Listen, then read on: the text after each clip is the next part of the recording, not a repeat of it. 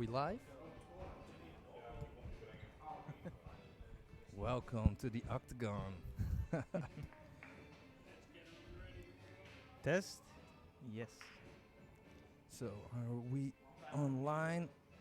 Let's open a screen for the chat. If people want to join.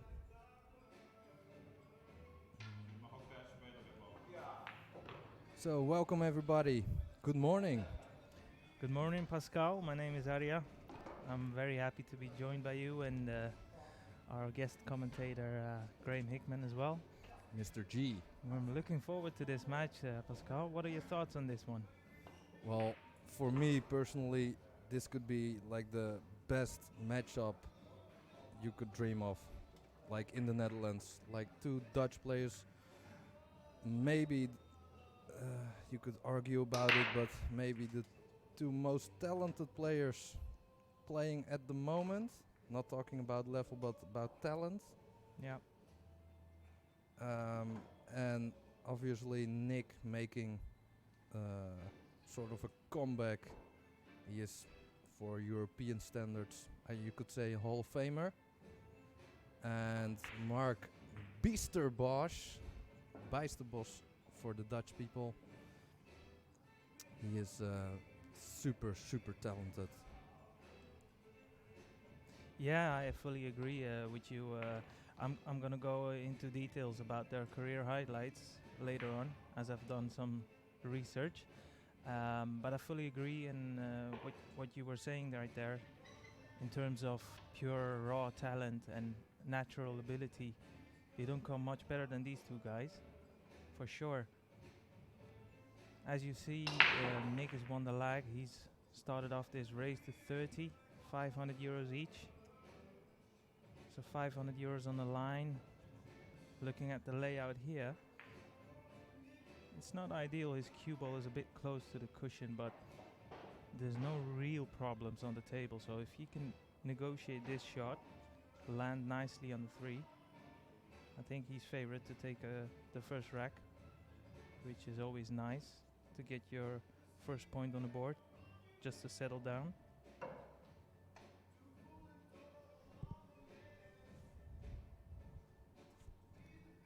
Sorry, it was a small tactical or yeah, I got a small tutorial about the cameras. So yeah, that's the thing. Like, he was a bit close to the cushion. It's not the first shot you really want to play when you've just started off the match, but it's early days, so he could be forgiven for missing that one. A bit thinnish too here for Marc. Cut into the right top corner. Probably wanna shoot the 3 in the center. Yeah, He's landed nice there. He's a bit fortunate because he's very close to the 3, but it looks still makeable. Or is he playing safe here? I think he's going for a quick start. Trying to force. The claws look slippery and new, but it wasn't like the pockets aren't that big. No, these pockets are definitely tighter than the other tables. And I've spoken with both guys and about their preparation and how they were looking forward to this match. And obviously, Nick, being based in Plan B, knows these tables better than anyone. Played that shot very well as well. Yeah, got the correct angle. Natural angle. So there's some interesting betting going for this match. Yeah, it is a money battle. A fully divided field, I feel. Like there are plenty of persons watching this and they make Marc favorite. But as you would have imagined, most of the local guys from Amsterdam, or the guys who know Nick well, they've made him favorite. And it's hard not to make Nick favorite in any matchup, purely for the reason of his resume. And on top of that, if you've noticed his last match, money match, straight pool, he put on a clinic there against Ranches? Christoph Reintjes, yes, from Germany, who is a prolific straight pull player by his own right. Yeah, I think for me personally, it's. I think it is like 50-50 with those two, but since we're at Nick's home base in Plan B, I think Nick is slightly in favor to win. But you know, having said that, we've seen Mark in like crazy matches in America and playing like foreign players and playing on tables he never played on and put on like a show you wouldn't believe. So Absolutely. If there's one thing, if there's, I mean, he's got so many weapons, Mark, and this is one of them you're gonna see here. His breaking is phenomenal. He's got immense power. He can easily, if you would ask him, he could easily make his cue ball jump right as high as the lights are. Obviously, he's gone for a more controlled break. As you can see, a lot of separation, so he's very sufficient in his breaking. But the thing that impresses me the most about Mark, he never looks flustered, if you know what I mean. You couldn't really tell by looking at his face if he's really under the cosh or not. Of course, he's human, so he's gonna always feel some sort of pressure, but it doesn't really show it. it feels when you play Mark, it feels like he doesn't even know what pressure is. Like I played him a few times and I know maybe I'm not like really a threat for him, so maybe he doesn't felt any kind of pressure, but he definitely is a really fierce competitor to play against. Like mentally, it's really tough to play a guy like him, and I think everyone played him can have experienced that.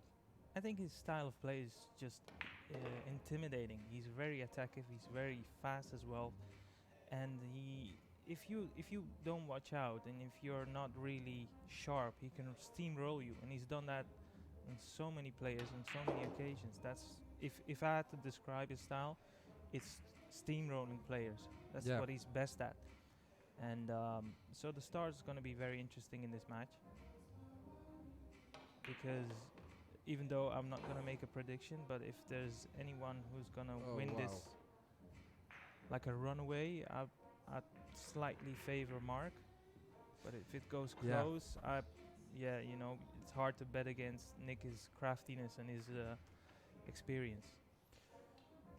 Mark is a really good front runner, but you know if it comes to like grinding or more tactical, then you should say like Nick is slightly in favor, but looks like they're both struggling a little bit with the pace of the table. Still early in the match, just overrolled a little bit. Saw Mark scratching. You know, the line wasn't like it was a bad line, but he probably thought the ball wouldn't make it. Yeah, it's just probably maybe he just needed that to wake up even more. I mean, it looks plain. It looked plain in sailing once he made that perfect break, and then he made a good shot on the one, which looked like the most difficult shot in that rack. But unfortunately, he did scratch. So it's 2-0 to Nick now. Let's see if he can capitalize and produce the first break and run in this match. Yeah, with his new break cue. He posted a picture on Facebook showing his new break cue. Playing with the open bridge. Break with the open bridge. He's one of the... There aren't a lot of players breaking with an open bridge. It's hard to see if he can see the one. Can he see the one? I think... Do we have a different angle? I think he can see the one. Like slightly, but you know... By being able just to see the edge of the one, in fact, he's more or less forced into taking on the shot here, unless he's planned a different tactical route. Doesn't look like he's played a push out, so I think he's going for this. The cue ball is gonna go up and down the table, so that's always a bit of a Yeah, has to avoid scratching and has to avoid it too. It's a little delicate shot. I feel he can't scratch here if he just if he doesn't put the one too thin. I don't think the scratch is on. Yeah, if he puts in a little intentional right side English, then it could be dangerous. But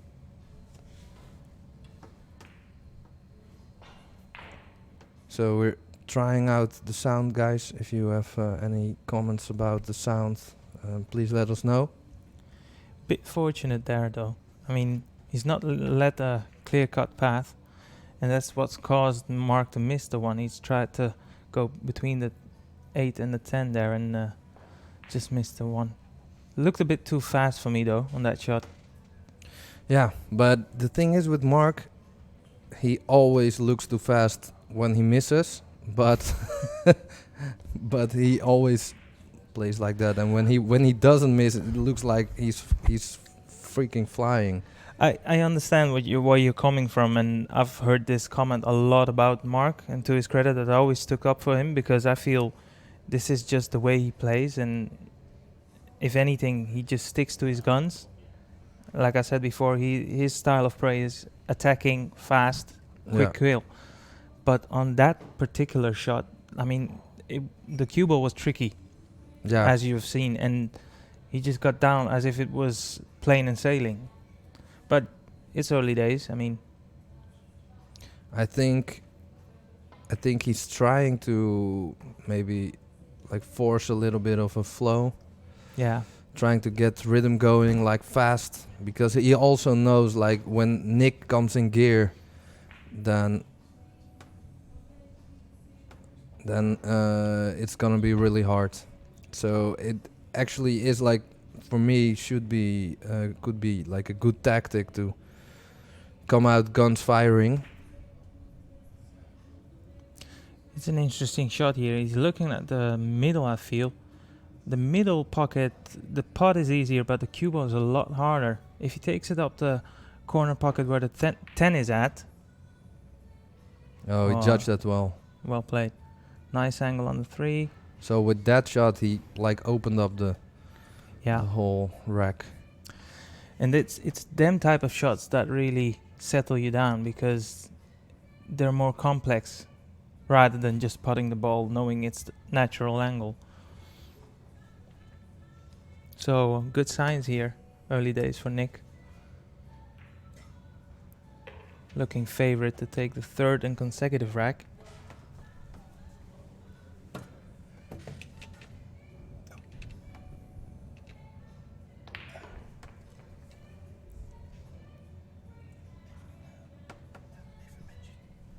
So we got a donation from Go Customs. Super mega thanks to Go Customs for the donation. Goran Kubas. Thank you, Goran Kubas. We didn't even get to that point to set praise for, obviously, first and foremost, Orange Forks for bringing you this live and free, high quality live stream. And if you want to support us, you can send a donation to PayPal, and the email is jimmy@orangeforks.com. If you appreciate these type of events, please do support. If it's not a donation, which I can fully understand, you could still like, subscribe, and share, so we can attract a lot more viewers, because that's also like a donation. Basically it is, because you're watching two of the finest of Europe, so keep up the support, guys. We appreciate it. So we're maybe looking at, who knows, but could you imagine seeing Mark on the Mosconi Cup one day? Absolutely. If anything, I feel, but that's my personal opinion, I feel it's taken the likes of Marco Teucher a bit longer than I would have anticipated for them to be involved in a proper matchroom event. Obviously, Mark has played in the World Cup of Pools. Yeah. World Cup of Pools, sorry, Yeah. in Team Netherlands. Next to most Niels. recently, next to Niels. He's had a quarterfinal and a semi-final, so he's really showed his potential there. And if anything, the last one he played with Niels, just judging by the way he played, you wouldn't tell that he is the less experienced player. No. He was playing really, really well. Yeah. It feels like he is the player who can manage those type of matches on the TV table. I think he likes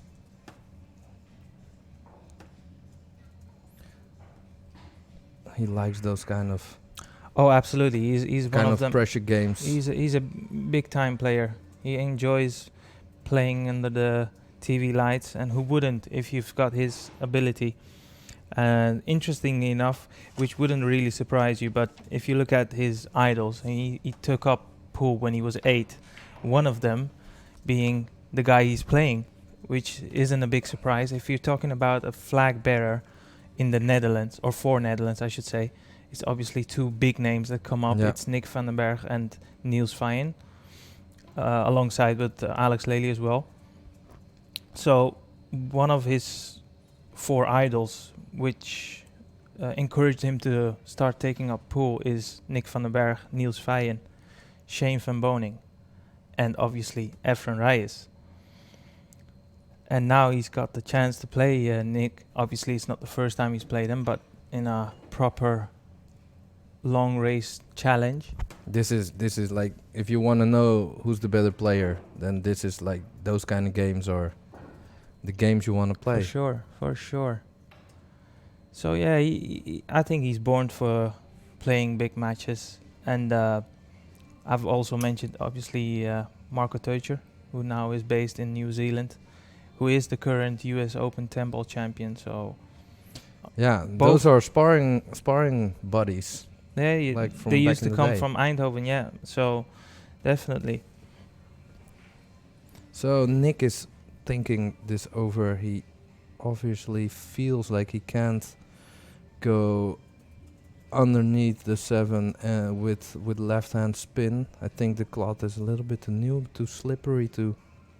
Yeah, the problem he's got here, the 5 doesn't pass as the 10, neither does it pass as the 9. So them 2 pockets, the Yeah, top he has right and middle, would be the easiest. Now he's had to play Oh wow! some sort of nudge, and he's done well. And also got favorable. lucky there a little favorable bit. for the 9, didn't stick to the rail. Not entirely lucky, I understand what you're saying, but he's still got a tough positional shot here. Looks like need to draw back, but needs to cue this one well, because otherwise it's gonna leave a lot of distance and maybe a funny angle on the 6 as well. Now that's cued to perfection for me. If anyone has like he has such a delicate stroke. Can we see his angle on the 6? Because I want to see if he can screw past the middle pocket and play the 7 in the top right corner. But it looks a bit too straight for me to miss the middle pocket.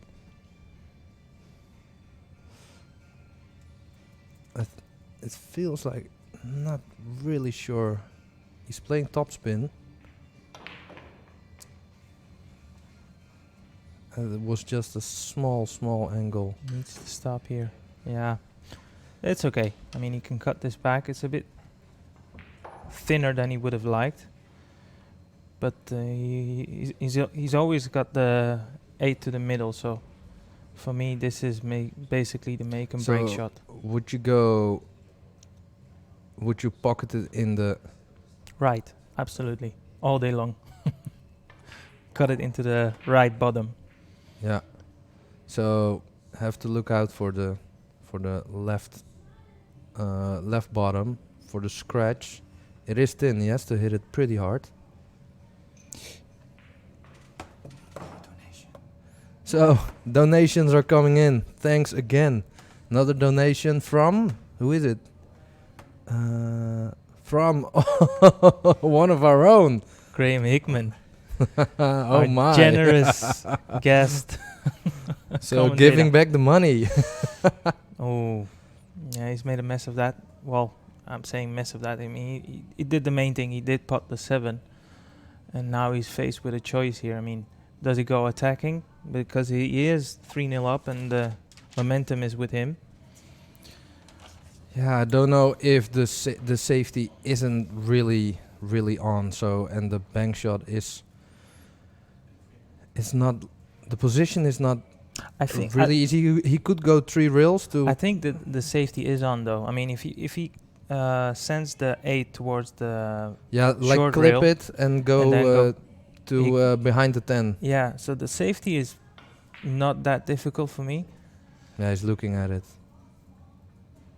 It's Have just to about judge it's just the- about controlling the 8 for me. Because if you leave the 8 close enough to the short rail, you should leave it safe enough for Mark not to take on something. You tried your shot. Good call. How's Yeah. the speed? Wow, great shot.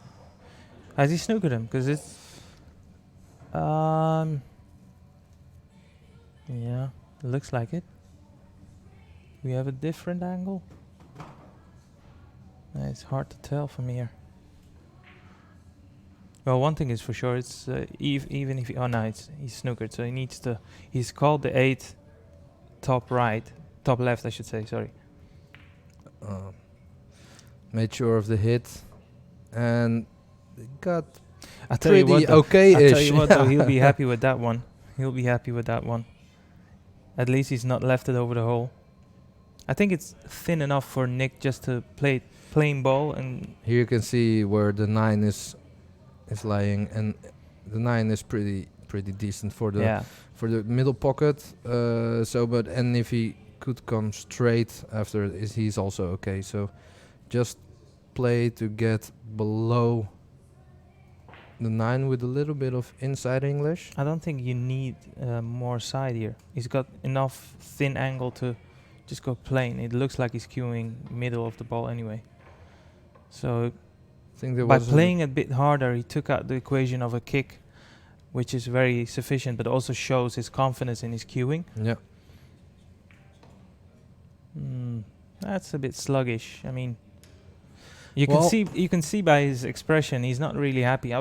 He's still favorite to make this, but he should, in all honesty, he should have never been there. No, he shouldn't. But it's those balls in the pocket. It's always a bit harder to judge the speed, but no problem for Nick Vandenberg here. Yeah, so this is a bit worrying signs, even though Mark wouldn't be flustered. I feel, though, he needs to put a rack on the board because he's had some different visits to the table with also great opportunities. And so far, it's just Nick teeing off rack by rack. Yeah, it feels like we haven't seen Mark yet. So, but that's the nice thing about having like a race till 30. You have a little breathing space, but it's really hard if you get like a 5-6 frame lead. Then you feel more at ease. And for Mark now, he has to perform. Yeah, nice full hit on the 1. Got a different shot on the 1, but no, there is no reward for taking it on the 2 and the 3 clustered. Yeah. So, but there is of course playing the 1 into the 9 and taking cover somewhere behind the 10-3-4. 10-5-4, sorry.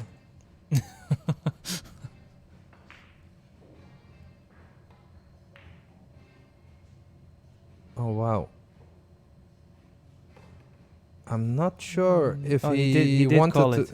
He did call it? He did call it because he always felt like the one was traveling towards the corner. So if it would have dropped, at least he's got the chance to play a better safety now here. I'm not sure if that's like the good call. There was maybe if he would go all out for the safety behind the 8, would have been better. This looks but good. Needs to It's stop. good enough. Yeah. Well, definitely not puttable for me. Maybe you can just see the edge.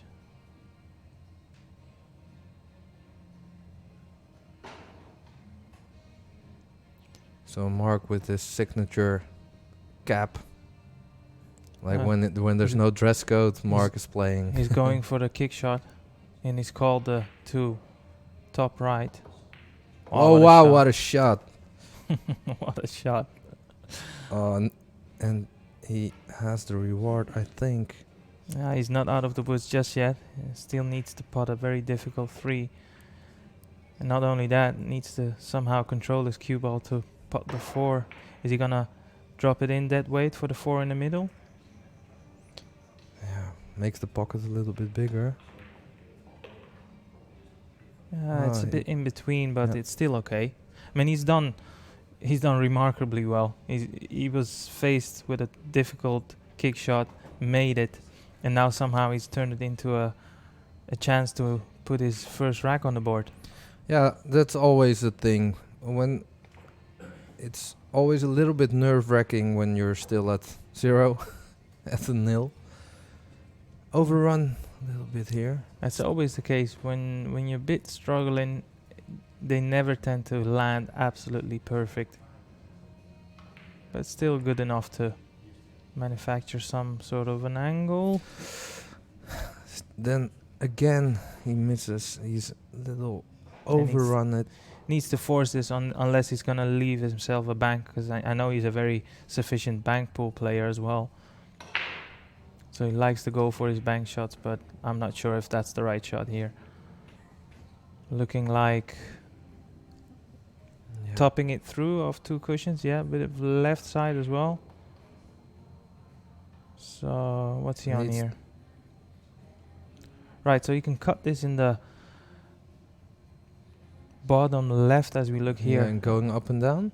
Twice across, yeah. Yeah, that's he's a good shot. I'll tell you what, every credit to you, Mark. I mean, he's still not But entirely out of the woods, but from the position he started, Oh man, this is horrible. he's Is he gonna going rail first? Yeah, he's gonna rail first. Oh, and Yeah, that's the maybe the toughest thing about 9-ball and 10-ball. You could make like 8 perfect shots and miss one of the most important ones, and you still hand over the rack. And he's done all the hard work there, and he's been a bit unfortunate, or you could say he played the 8 a bit too hard, landed too straight on the 9, had to come up with another I feel creative shot. like every shot he played, he just played it a little bit too hard, overhit the position. So he just needs to get the feel of the table a little bit more. You know, The time is ticking. You know, the thing is that's worrying here, Pascal. Nick really hasn't played yet to his best either. So he's basically just picked off of Mark's mistakes. Of course, he has played some phenomenal shots in between, and that's the most worrying sign. It's not like Nick is... I mean, we all know Nick can easily peel off 5-6 racks within an eye blink, but he hasn't played that type of game just yet.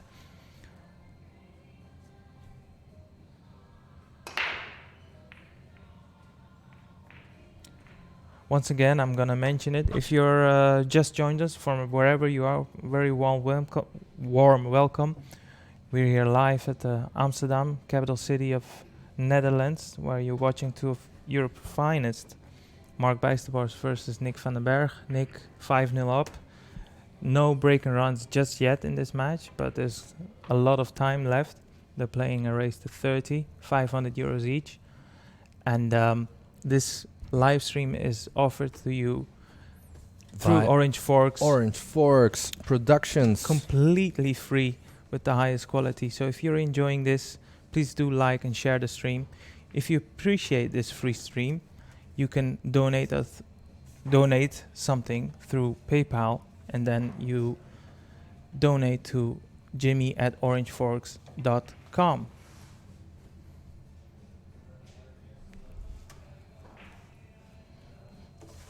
So, in the meantime, we've got ourselves a pretty difficult layout. Nick is looking to put the 1 in the side and have the 3-ball combination on the 4 to see if it's on. He's playing jacked up. Yeah, it's always hard. Always harder to play jacked up. But for now, he opened up the problem there was and snookered Mark, so that's a little bit lucky.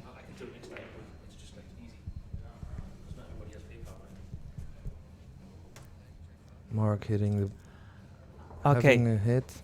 One last thing about the donation. If you don't have PayPal, you can go to YouTube, and you have a thing called Super Chat, which is basically 2 clicks, and you can donate whatever amount you want to keep enjoying these type of events. That's a nice tight safety. Once again, Mark being the player having to come off a few rails to kick the shot.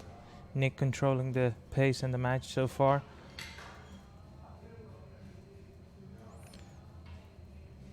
So the only difficult thing, or got a few things. The tree is the 4 is in the way of the tree, but he could. I have an idea. If he plays, he's got ball in hand here. If he just rolls the 4 in through a combination by the 1, the 4 is off, right? I think you're talking too hard, because he's maybe he hurt you. I was just thinking, for me the key shot here is the 4 to the 5, and the angle he leaves on the 5 to put the 6 in the middle, right? So now you have the 3 to the, yeah, of course, yeah. So if you it's a good call. Just one good position on the 2, and then from the 2 to the 3, he's created the path. So, but he has to do a little bit extra with this shot. Opposite angle. He would have preferred to go towards the long rail. Now he's going away from the long rail. But So it looks like a bit of let's check see. side, I think. Yeah, just gonna go. Yeah. Nice shot, well played. So, and this is where you can see it is like a newer cloth, because when it was an older cloth, let's say a few months old, he could play that with a lot of insight and go beneath the tree even. Yeah. So, but those guys are used to playing new cloths. So Absolutely, so yeah. a lot of club tables aren't like, you know. I'll tell you something. If you want to know how good they are on new cloths, I can give you a stat. The thing or two, I've done some research. So, Nick van der Berg, if you have lived under a rock and you don't know him, let me tell you about his achievements. 25 and more, probably, because he only remembers 25 of them anyways. Dutch national titles, 8 times European champion, 10 Euro Tour wins.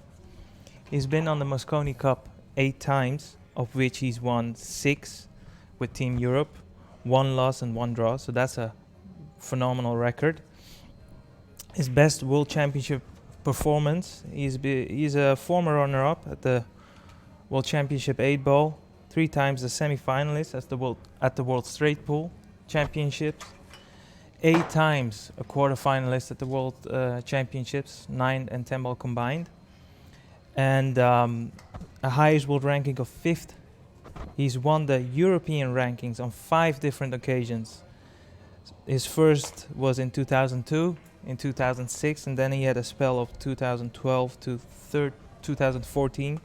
So he was top of the rankings of Europe 3 consecutive years during that period. Twice a runner-up at the World Cup of Pool with Niels Veijen, and a former runner-up at the World Pool Masters. The only thing he hasn't won, and he is a bit disappointed about, which you could imagine, is the World Championships. And once you've had a career like him, it's very understandable. But tell you what though, I'd love to have his resume any day of the week. Like I could settle for a quarter of his resume. I'm okay with that. You know what? I would do like for like 1%. So in the meantime, we got a donation from Peter de Zwart. Super thanks. He did it through YouTube. Super chat. Super chat. In the super chat. Yeah, 6-0 now.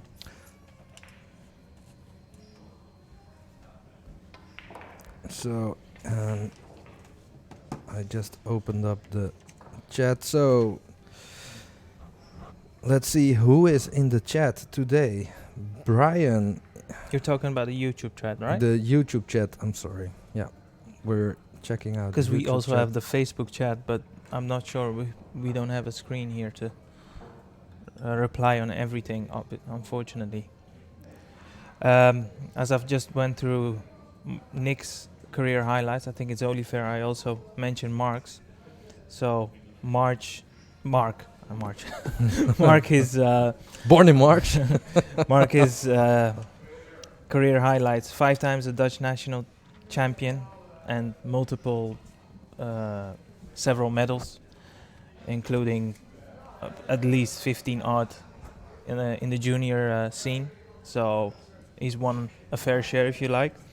He had his major breakthrough back in 2017, where he reached back-to-back finals in the European Championships. So he won the 10-ball European Championship title, his maiden European title as well. And then the following discipline, 8-ball, he reached the final, just narrowly lost out there. That was his breakthrough. Also during that period, he was twice a runner-up, one of which it was in the Netherlands, and he played one of his idols, Shane van Boning. A tight contested final, he lost there. 3 times a semi-finalist at the Eurotour, and best European ranking of number 2. So as we said in the beginning, you're watching 2 of the finest of Europe. Yeah, like Mark, upcoming and really talented, and Nick, like European Hall of Fame.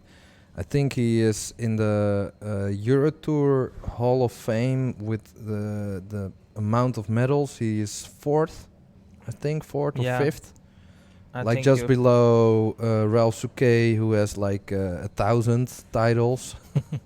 And I think he and Niels are like 4 and 5 or 3 and 4 or something like that. Without question in the top 10, yeah. Without question. And if you would have asked Nick about his proudest achievement, and I'm sure a lot of you followers and pool fans would remember this, is his winning 9-ball in the 2006 Mosconi Cup, where he beat Earl Strickland, Hill, and he potted the decisive 9 to earn Europe the victory.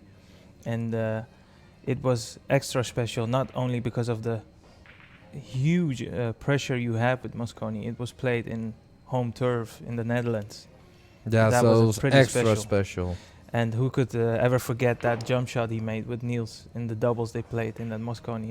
It's been voted the number 1 best moments in Mosconi, when he had 2 seconds on the clock and he with jumped. the jump, the With the amazing bridge. jump. Yeah. So he's had a fantastic career. He decided to retire in 2017, Nick, officially. As you it can was see. like a black day for pool in the Netherlands. Missing but out. But you're looking at a guy here at the table who I feel comes of a golden era, if I like to refer it. And we're talking about Marc Bijsterbosch, Marco Teucher, Ivo Aerts, Ivar Saris. I'm sure I forgot a few as well in there. And these guys are just super talented. And it's just a matter of time when they will open their account and start winning majors. Yeah, 'Cause well, they're they talented it, enough anyway. it was Jan van Lierop, a lot of all those guys. They fed off each other, right? absolutely, And absolutely. they a few of them got really good. Like they all got talent, but like a lot of them still playing still to really high standards. And funny you said Jan van Lierop because he just joined the chat, and there was some talk about him playing Nick. That's in the works. Yeah, that's Yeah. correct. And so he's saying in the chat, like, okay, good to know, to see what I need to come up with to play Nick. Yeah, but as you would have imagined, like I said, Niels and Nick being the two foremost flag bearers of pool internationally for the Netherlands, and so many of these youngsters have grown up watching them playing and probably been inspired by them as well. So I think it's always a special moment when you play someone who's inspired you. I remember the first time I met up with Nick to practice with him. I was so much in awe of his talent. I couldn't really pot a ball. I mean, and I think everyone goes through that as well. Any ambitious player, the first time they meet some of their idols, they're maybe just a bit too starstruck. But eventually, if you've played someone so many times, and also in practice, the fear factor isn't the same anymore. Doesn't mean you don't respect their skills, because you know for well how good they are, but it just takes off the pressure. Actually, I know the first time I played Nick was at the last 16 or the last 8 of pretty big tournament in Rotterdam, and someone told him like I was playing like only for 6 months or so. So he was so he was a little bit surprised about like what. So they just said it to mess with to mess him up, but it was pretty funny in the end. Obviously, I won. No, I didn't. Yeah, it's worrying signs here though for Mark, as you just see in your screen. Yeah, have This- they made like what did they said about timeouts? Have they an amount of I timeouts? just think they just discuss it with themselves. So because if I were Mark, I would like think about having a timeout like somewhere in this. Yeah. Yeah, it's the worrying thing. Like I said before, is it's not really, it's not as if Nick has steamrolled Mark. Even though if you look at the score, he's 7-1 up. He hasn't produced a break and run. He's played some solid safeties, of course, and he has controlled the majority of the game, but he hasn't steamrolled Mark. And Mark has had several chances, and he's had several visits at the table, but he's just unfortunately failed to capitalize on them. Yeah, I made like a couple mistakes in the beginning, what cost him. Now, if you're a bit of a negative thinking person, now you sat in your chair thinking, look at this layout. It looks like something that you fancy Nick to clear up anyway. You know, he's had a perfect break. To his credit, I mean, he's created this chance by his own. Yeah. But once you're sat in your chair and you feel like everything's going against you, these negative thoughts can creep in your mind, although I don't suspect Mark to be one of those type of guys anyway. Like, he's left a perfect angle on the 5 here to put the 6 in the same corner pocket. Yeah, and I feel like he's speeding up a little bit as well, so he's feeling the lead and just trying to capitalize big time of this chance. Got a good angle to angle to an angle. Also, he took out his sweater, so that also shows He's been warm. He's but it is. I mean, he's been at the table more, so he feels comfortable. He feels relaxed. That's why he's took out his sweater.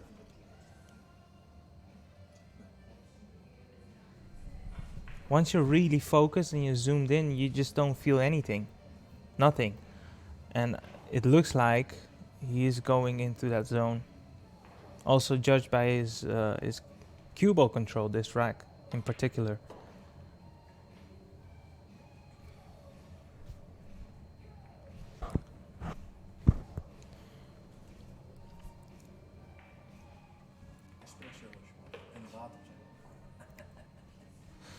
So if Nick does make this 10, believe it or not, this will be the first break and run of this match. Seriously? Yeah. Oh, you're keeping the stats. Mm-hmm. So they've played 9 racks and it's the first break and run. Not many would have bet against that though. No.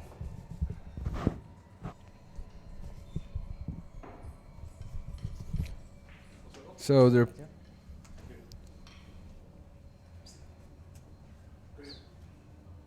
Switch? Or just one rack?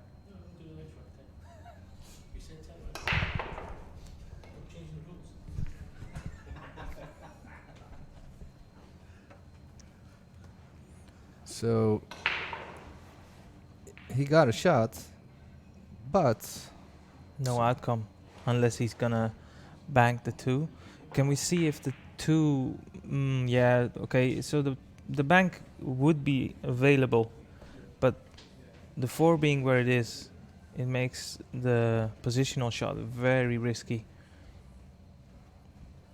And it's worth considering to maybe just slot the 1 and play a good safety off the 2.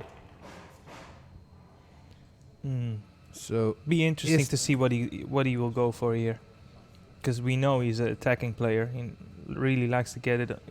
but Get it on. isn't Get on with 6 it. in the way for the bank? Didn't look for me anyway. So Wow, he's left it. Oh. again, And the worst thing, not only he's left it, but his cue ball isn't tight on the cushion as well. So he's given Nick the chance to control his cue ball as well here.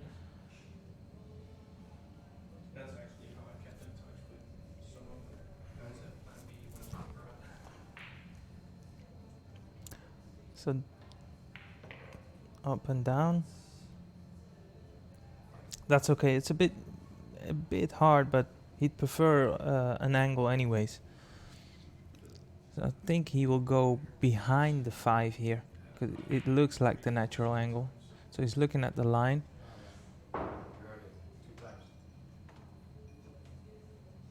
I have to say though, the lighting looks immaculate on this table. yeah, it's amazing.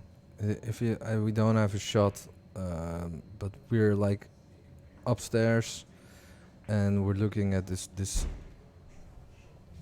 Oh wow! Looked like an earthquake. I'm sure it wasn't, but that's a gentle nudge, wasn't it? Like he's left himself just a slight angle to leave himself a comfortable 5. It's these things always happen. Once you're in front, once you're in the groove, you just get that little rub. See, perfect angle on the 5, plain and sailing. Anything but straight on the 6, and I can't foresee anything to stop Nick putting on a 9-1 advantage on the board. what did you say? Anything But but? straight. Yeah. Sorry, Nick, I just jinxed you. Yeah. So now he's gonna have He- to decide either a deep screw with some To side or yeah, just force it or accept the more difficult 7. I think he's gonna just draw a little bit back. Oh wow! He tried to force it. Yeah, understandable. And- Once you, I mean, these shots are easier to go for once you're 8-1 up rather than 1-8 trailing. But I haven't noticed if Mark. So he went for the bank combo. So Nope. at this point, tell me, Arya, is Mark a little bit frustrated now, or is he still just waiting Yeah, and being I think the comfortable? I think the panic button is definitely pushed there because, like I said, the most concerning part of this deficit is not only because the scoreboard. It's not like, I mean, Nick just produced his first break and run in after 9 racks, and like you've seen on that visit as well. Maybe okay, there wasn't maybe a clear cut shot on, but he still had a chance to go up the table, and he's just not made enough of his opportunities, unfortunately, and that's the cruelty of this game. And I remember when it looked like he was putting his first rack on the board, he played a great kick shot, then he made another fantastic long ball, and he basically solved all the problems, and then eventually just ran out of position. And those things just get to you because the longer you wait by actually allowing yourself in the match, the harder it also becomes.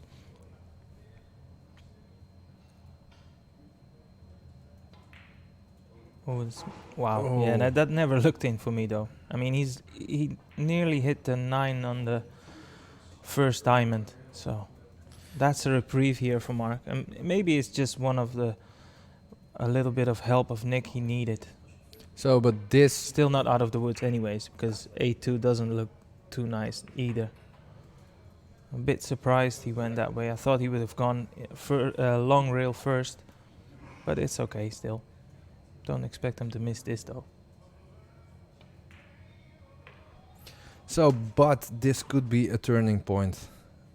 You know, free present for Mark, and you know we have to wait for the break. But if I feel he needs a nice layout, like a good break and run, just to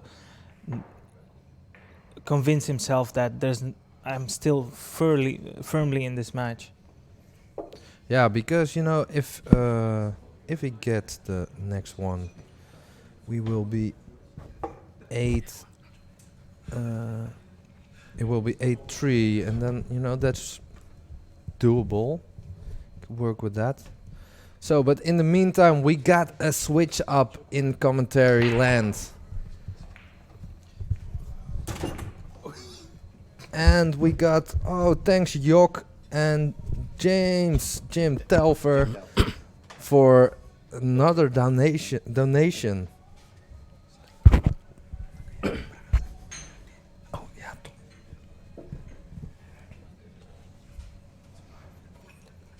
So, next to me is the G, Mr. Graham Hickman. What's up? What's up? It's been a while, buddy. It's been too long. I couldn't tell you the last time we sat down and talked about pool. Man, it's I think it's about maybe 6-7 years ago. It was also MoneyBattle, I guess. Was it that long? Wow. Oh man. Maybe Time- longer. I don't know. Time is flying, that's for sure. But super nice to have you here. Yeah, thanks, man. It's good to join. Nice to see these boys back at the table, considering everything that's been going on this last year with COVID-19. So at least we can get some live action back on. A lot of these guys have been playing with the Ghost, Yeah. but this is nice to get it back on the live stream. But I've just been watching from the sides there, and yeah, it's been quite an interesting one so far, right? Mark just hasn't got any momentum going at the moment, and Nick's picking up the pieces. So, looking to really soft. Oh, I thought he was gonna roll it. No, he's This good. is even better. Yeah, he's good. So Mark looking at the 1 or the 2 rail escape. Yeah, be careful. He doesn't want to catch it from behind and white ball scratching one of the bottom pockets. It's possible. Yeah, if you come under, then you know the scratch it. He's called the middle, I think. Is that what he called? Yeah, it's hitting it into the 4. Oh. Oh wow. Yeah. Yeah, I didn't expect him to miss the ball. No, It was a bit yeah. of a miscalculation there, but you can't keep giving ball in hand to Mr. Vandenberg, that's for sure. Kind of feels like he's just a little bit in searching for some kind of rhythm. He's obviously is struggling with the speed of the table. Yeah. He's overrolled like most of his positions, like just slightly, but every time just in at the point he's near straight. Yeah, I mean it's hard when you haven't been at the table to get used to the rolls of the cushions and how the balls are working. Nick's just been pretty much taking all the table time. But something has to happen, otherwise Nick's going to run away with this one, I think, if he doesn't take the chance. Or you know how it goes, right? Any match there can be something that turns. It could be a crazy miss or some crazy bit of luck, and then anything can change. But I mean, If there's any player who can find momentum again, then it's Marc. But that being said, he is playing Nick, and Nick isn't gonna give him a lot, to play with.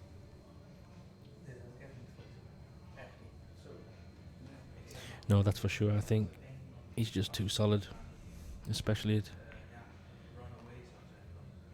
just experience of being able to play the right shot when it matters. And I think I've seen a couple of shots in the last frames showing a bit of frustration for Marc, which is understandable when it doesn't seem to be going his way at the moment.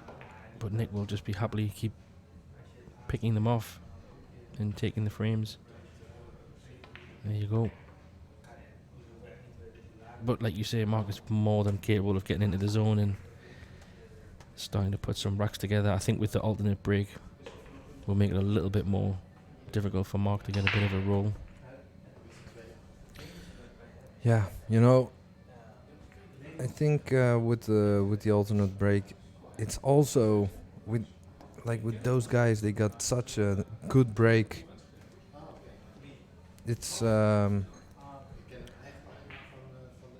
you should think like it should be tighter between them. Yeah, he keeps getting that ball in the side. That's a much better break. So this is where we know Marc There you for go. He's got a for chance. those kind of breaks. If he starts doing this, and at least getting his own, keeping his own racks. It's a must from now. He has to take, as we say in tennis, he has to hold his serve, right? Otherwise he's going to be struggling, because Nick wasn't running out his racks. So if someone can start running racks, then that would put a bit of pressure on. But these are a must. Open table, nothing really too crazy. Just got to maneuver the white. He's a bit straight on this one, but Yeah, but it's right there. Yeah. this is the thing. He's like every time he is just like a few inches too hard. Oh, that's Oh, so wow. careless. You can't be missing those. I think he just tried to force it a little bit. Pinch a little bit, yeah. But I think even Nick's got to... Can he get in between the two balls and come across the table? And I think he can, yeah. He's going to go one rail, maybe two, and just flick it in. Yeah, I'm playing the 4 in the same corner. Yeah. Yeah, he's going to flick it in. Oh, how's your luck? Oh, if he can see that. Oh, wow. That's the story of it so far.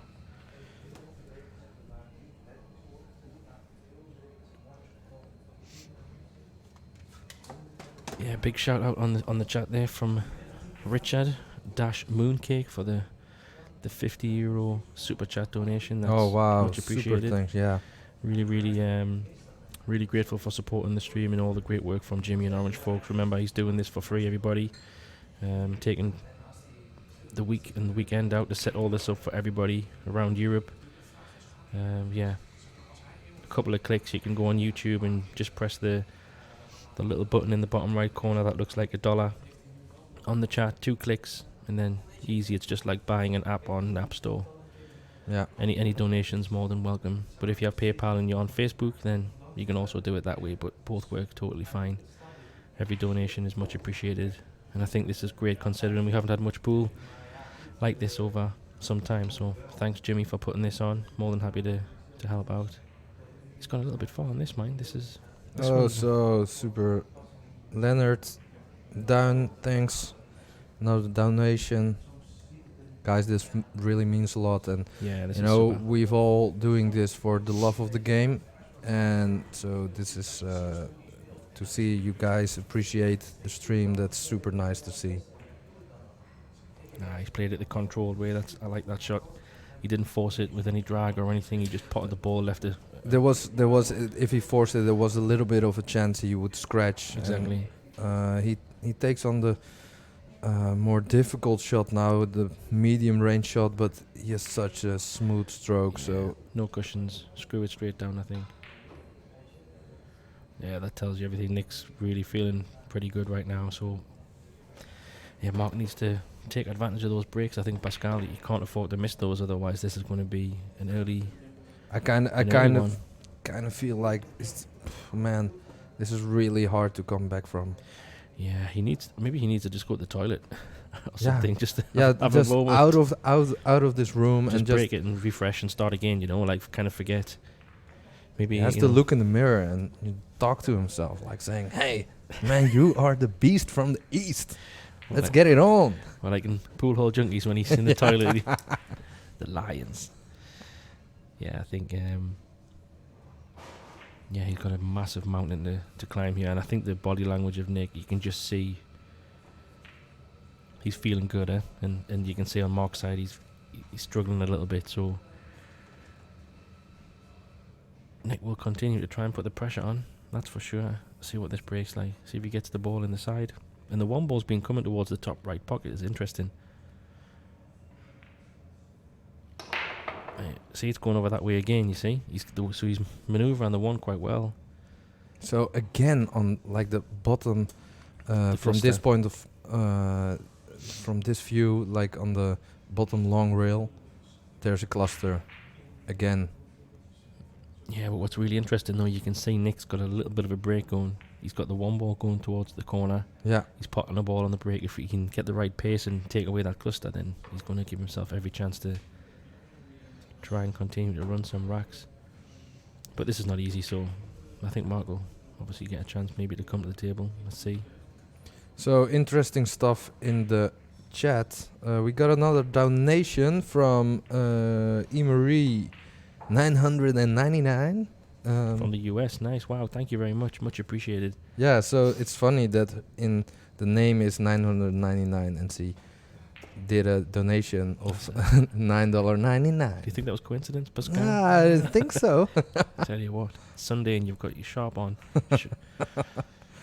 So means a lot. And we got Mr. Drent in the chat, Michel Drent, and he is actually a good friend of Mark, or at least he says he's a good friend.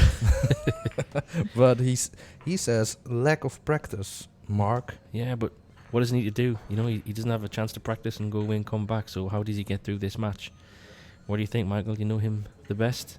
Can he turn this around? Does he just need a moment to find a bit of change of momentum or something? But we all know Mark's capable of Yeah, you of know Mark smashing well. stuff. Like, does he need like a pep talk to himself in the mirror Or is it- in the bathroom, or or is it just weight off? And does he need to get a little bit angry? Like, this is a chance. It kind of feels like half a chance because of he's close to the reel. He has to do something special with the cue ball He here. looks perfectly straight as well, though, doesn't he? So it's little things where it's just making it more and more difficult. So, but look at this stroke. Oh wow! There we go. This is This is some magic, guys. But that's all it takes. A little bit of rub, a good shot. Hopefully, if Mark can run these out, it'll give him. But again, look Wow. at What is going on? he's over hitting Yeah, but that was like a lot of shots. a big. Wow, that wasn't that difficult, Pascal. I think he rushed that ball pretty quickly. Yeah. He just needed to take a moment after such a great shot and compose himself. Hey, but end of the day, maybe the lack of match practice. He had a chance there to kind of just squeeze one out from Nick's mistake maybe there and put a bit of pressure and punish him. But Nick feels comfortable that he keeps coming back to the table. Yeah, he doesn't get punished, and that's have to have to give Nick like the feeling you're giving everything and you're ready to go to war, and if not, he's gonna feel that and feed off of that. Yeah, exactly. So he needs to take these chances when they come along, and make Nick feel like he can't miss or make a mistake. Whereas right now, I think he can see Mark's feeling it a little bit. So is he looking at the kick shot here? Well, he's probably, I don't know, is he thinking two things? Does he want to play the combo safety, so just play it ever so thin and try and hold the ball there? But I don't know if he can. Oh, he could, yeah. So he's played that well. He's got the snooker here, I think, if it bounces. Oh, it's a big bounce as well. He's called something with his cue. I'm guessing it was the... How's your look? Needs that white to get to the rail. It's not bad. This is not easy. But with the 5 being close to the pocket, if you can pot this... Oh, there.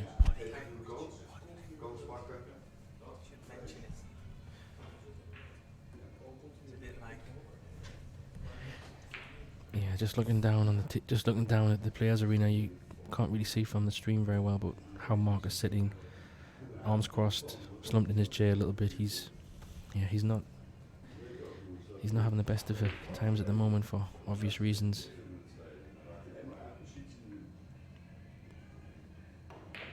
Oh, he's missed it. Right, he's got to take these balls out. This is the kind of opportunity you need. You know, he's quick, huh? Yeah, he's really quick, super quick, and he needs to slow down a bit, I feel. But I kind of always feel like that when Mark's missing a few shots, that the reason he misses because he's too fast. But he could also play like so good with that pace. He's called the bank. So, but why? Oh, we needed this. Oh, he's perfect. Yeah, but no, he's perfect. Needs an angle. Nah, he's okay. He can just give it a bit of a pump off the cushion. Give himself a longish turn. Holy shoot. Wow. Well, I guess that's just frustration. You can just see what kind of shots Mark's capable of. Holy crap.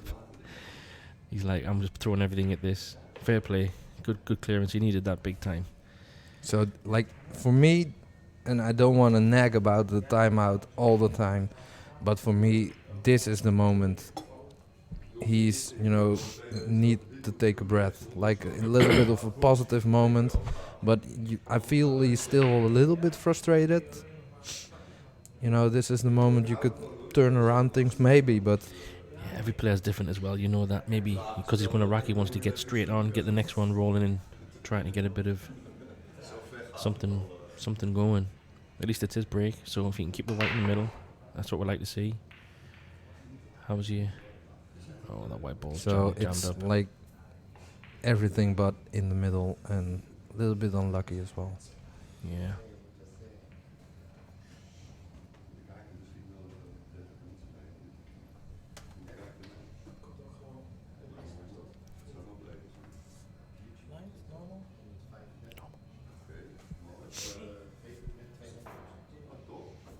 So push out from Nick.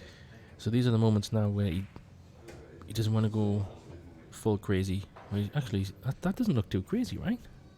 I think No, but there's no, he could go for the pot. Yeah, but you might have a better safety after if you can pot it in. It's naturally coming straight back up the table, then back down towards the 2. So unless is he going side spin and everything? Just try and make it open it up. Oh, he's going full ham. How's your luck? Oh, don't get snooked at. Oh man. Yeah. So, yeah, he's trying to push the board out. Fair play, he went. But this could turn into leaving Nick an open table here. He's getting a bit excited. He's played it well. I thought or you pot this ball and. Yeah, I think he's just thought, you know what, I'm going all attack. Yeah. I mean, he's a super monster attacking player the normal day anyway, so how dangerous he can be. I don't think there's like a shot on the table that he can't play. He's one of those players who's just got everything. Power, finesse. Did you see the match against Oscar Dominguez? No, I didn't watch it. It was like in the middle of the night for us here in the Netherlands, but I was watching like a fair amount of the game, and at that game, like Oscar like ran away like with 5 or 6 racks, and Mark was trailing, and but he, just playing as fast as he did now, but then making like everything. Yeah. Like, and he put so much pressure on Oscar that match. Oscar played amazing, but Mark played even more amazing. So I feel like he definitely has a good chance. Still has a good chance, but he has to fight. Yeah. Yeah, I think we know he's more than capable, but I think it's one of those moments where it's one rack at a time. Yeah. Try and slowly claw his way back into this. Oh, he's Oh, locked up. no. He's locked up. No. That's unbelievable. But this is where the frustration can really take over, and he can just lash out. But He's going to call it, isn't he? Yeah. Just don't play it like 100 miles an hour. Oh, is it going back in? It needs to stop. No. No, That was unlucky. That was very unlucky. It's and for Nick, this is like he should be in a good place right now. Yeah, because not only is Mark not really taking them out, but it feels like the pool gods are just a little bit not in Mark's favour either as well. So when you have that kind of double hit, it makes you feel a little bit more relaxed. But then again, yourself, it could easily cause Nick to lose focus a little bit and start to miss a few more balls, and then the momentum can swing quite easily. So Nick still needs to keep his wits, and okay, he's got a very nice lead at the moment, but before you know it, 2, 3, 4 racks can vanish, and then it's Mark's right back in it. I mean, it's still race to 30. You need to keep that in mind. If Mark can start to get a few racks and get closer and closer, pressure changes. Yeah. So yeah, he's got a nice lead, but it doesn't mean it's over by any means right now.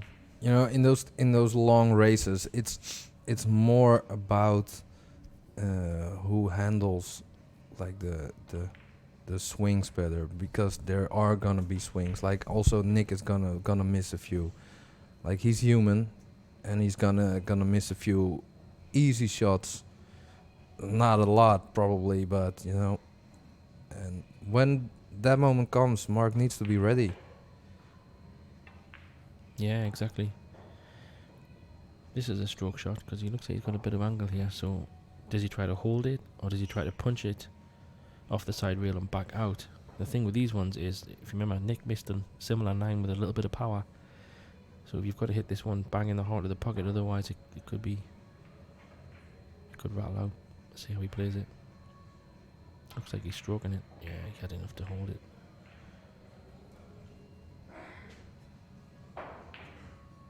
He's just playing the right shots right now. He's just making sure that he keeps. So now going forward through the angle, playing 9 inside, playing with the extension, with really needs a lot of turns to put it on. Oh, he's going round. Yeah, he's just. And I think this is where Nick's experience will for sure come into play here. He's not going to go too crazy. He's got a good lead. He's going to try and protect it and just try and keep taking every chance that comes the way. No need to push the boat out, No, he doesn't. And if he's smart, and he is, then he wants to leave Mark in this bad place, in this bad place state of mind. Yeah. It's another one. Because, he also, they played, like Mark and Nick played each other a lot of times. And Nick also knows, like, Mark is a really, really dangerous player when he's in rhythm. And when he sees he isn't feeling it, then I would do like everything, like don't take too much of a risk yourself to, don't give any sellouts. Yeah, but this is not Nick's first rodeo, right? So No. he's played many games. He knows this scene very, very well. And yeah, there's a message there on the chat. Just will we see Nick international again? playing pool. Yeah, it's a really good question, Jason. It would be great if you would play pool. I think he's a bit of a miss on the scene, and everyone who does know him or doesn't, maybe he's taking a bit of time out. Oh, was he scratched? Oh, he's a bit fortunate there. It's almost scratched 2 times. Jeez, wow, look at that. He's at the table. But yeah, would he come back? It's a great question. I did ask him a little bit just before the match. What's your thoughts? Are you back playing? And he didn't really allude to any kind of schedule or getting back to tournaments. I think he's maybe just keeping his hand in and a few money matches potentially.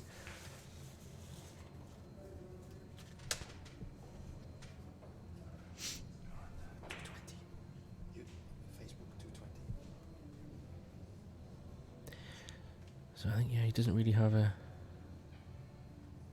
shot here. Maybe he's going to try and just lock him up on the rail. Do you think, Pascal? Just stun it down? Yeah, no, Just put him up behind he's that attacking and going into the 4. wow. I guess. So, He is. So, but what we talked about like a moment ago, Yeah, he's pushing it. you would say he would go to keep it tight. He's spotted them both, and he's on the 5. So, yeah, That's probably the difference, between us and like a champion. Like the champion knows when it's time to Yeah, I think that's to take on the shot. I mean, he has got a better angle from looking at the table than we do. So, and for sure he knows what makes sense. So I think it's a great shot. But hey, just everybody on the stream who's watching on Facebook, YouTube, it would be great if you could just press the share button and share that out to any of your pool followers that you have, or tag some people who might be interested in watching in the free stream. We've got a good few hundred people watching across YouTube and Facebook. It would be great if we could bump that number up. So thanks in advance for sharing the stream.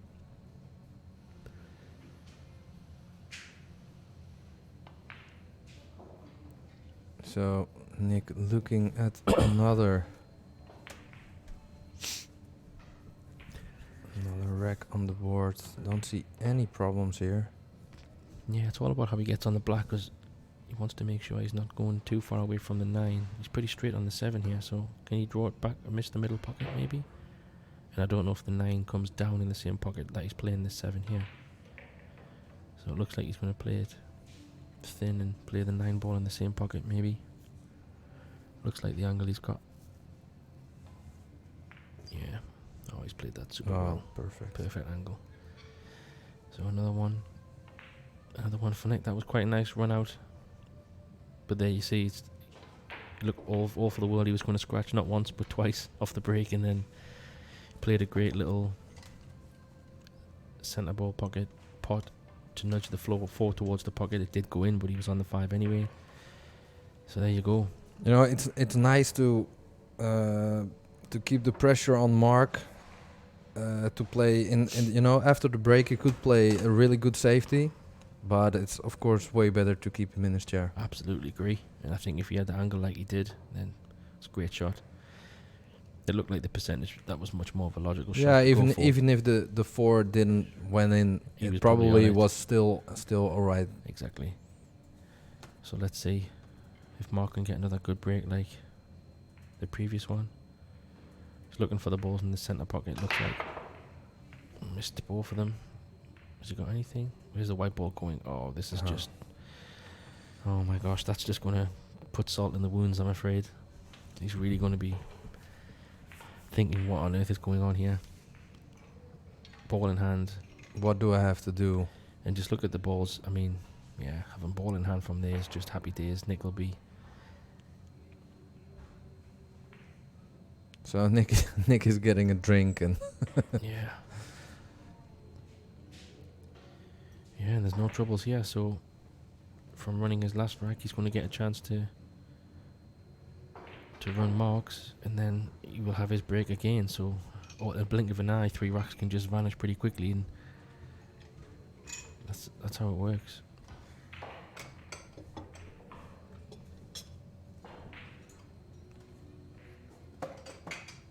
And you can see the demeanor of Nick around the table, the speed that he's walking. He's locked in on this like. Yeah, and this is the point. If Nick is in this state of mind, then he could be, unplayable.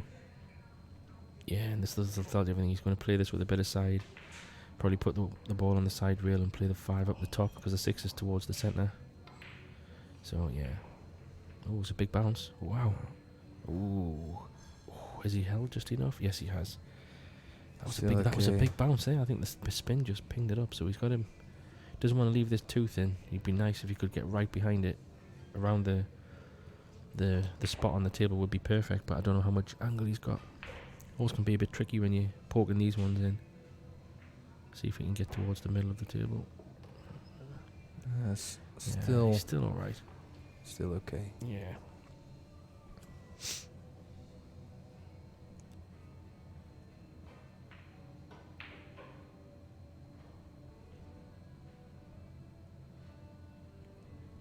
Is he going round or just with some inside spin, right? Just roll it in?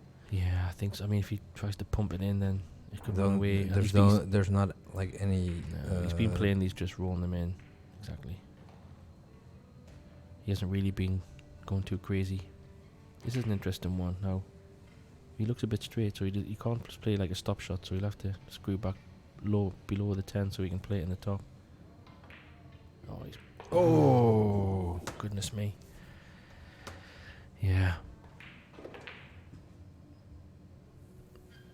Doesn't look like it's... Mark's not getting any sniff. It's a bit pacey, is it? That's okay. That's loaded pretty good. Yeah, so another one. And I mean, it was a bit of an unlucky scratch, you could say. I mean, the white ball was semi-table, got a kick, pushed the white in the pocket, ball's wide open. I mean, Mark didn't pot off the break, so he wouldn't have been at the table anyway, but a scratch is not what you want. No, it's a lot of, it just piles up. A lot of negativity.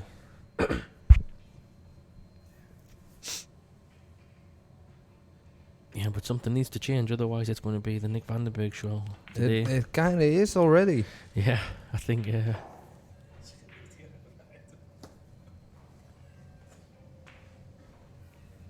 So for Jason, who's asking who's in the commentary booth, it's Pascal, that's me, Pascal de Smit with Graham Hickman. Yo. And also what a break. Arya is joining us.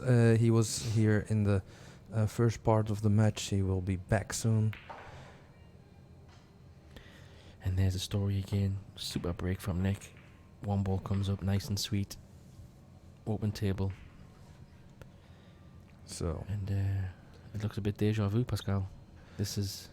Yeah, the only thing he has to get like the correct angle, or could he go? He could go like below the 5 or on the go behind. How is his angle? Oh, I think he just goes top spin, try to go past the 6. Yeah, that's one rail, or maybe 2 rails, like with a little bit of inside. No, he's hit the 6. This would be an interesting one now, because he don't think he can get back up. Wrong So angle, and he's gonna hit the I don't know if he's going to hit it. 7. I feel He might just be able to just draw it enough just to get past the 7. Yeah, he's going straight into it. he could like draw, like just pass it, but not with the speed he needs to get to the 5. Exactly. So It's gonna slide into the 7 for sure. He's probably... Is he going top spin and going off the 7, like with? Yeah, if it's steady enough and he can just play like half ball off the 7, use the rail. He tried that, but just hit the 7 a bit too full. So maybe chance for Mark here. Well, I mean, Nick's safety's playing pretty good as well. Yeah, but still, better to have a chance on the table. Yeah. You don't have a chance when you're sitting in your chair. This is true. So if you look at these 4 balls around the triangle area, they're very good blockers. So he's probably going to play off the right side of the 5, just to judge the pace and try and get the white ball in that zone. Just depends. The table's been running quite fast, so this is not as straightforward as it looks. Yeah, unless he wants to double the 5 down, but that's a bit more risky too. You could use the 9 to help cover the 5 a little bit. If the angle was a little bit smaller, he could do that. You know, getting the Yeah. 5 down. Let's see what he's going for. He's Oh, going for he's- the pot. Wow. What a shot.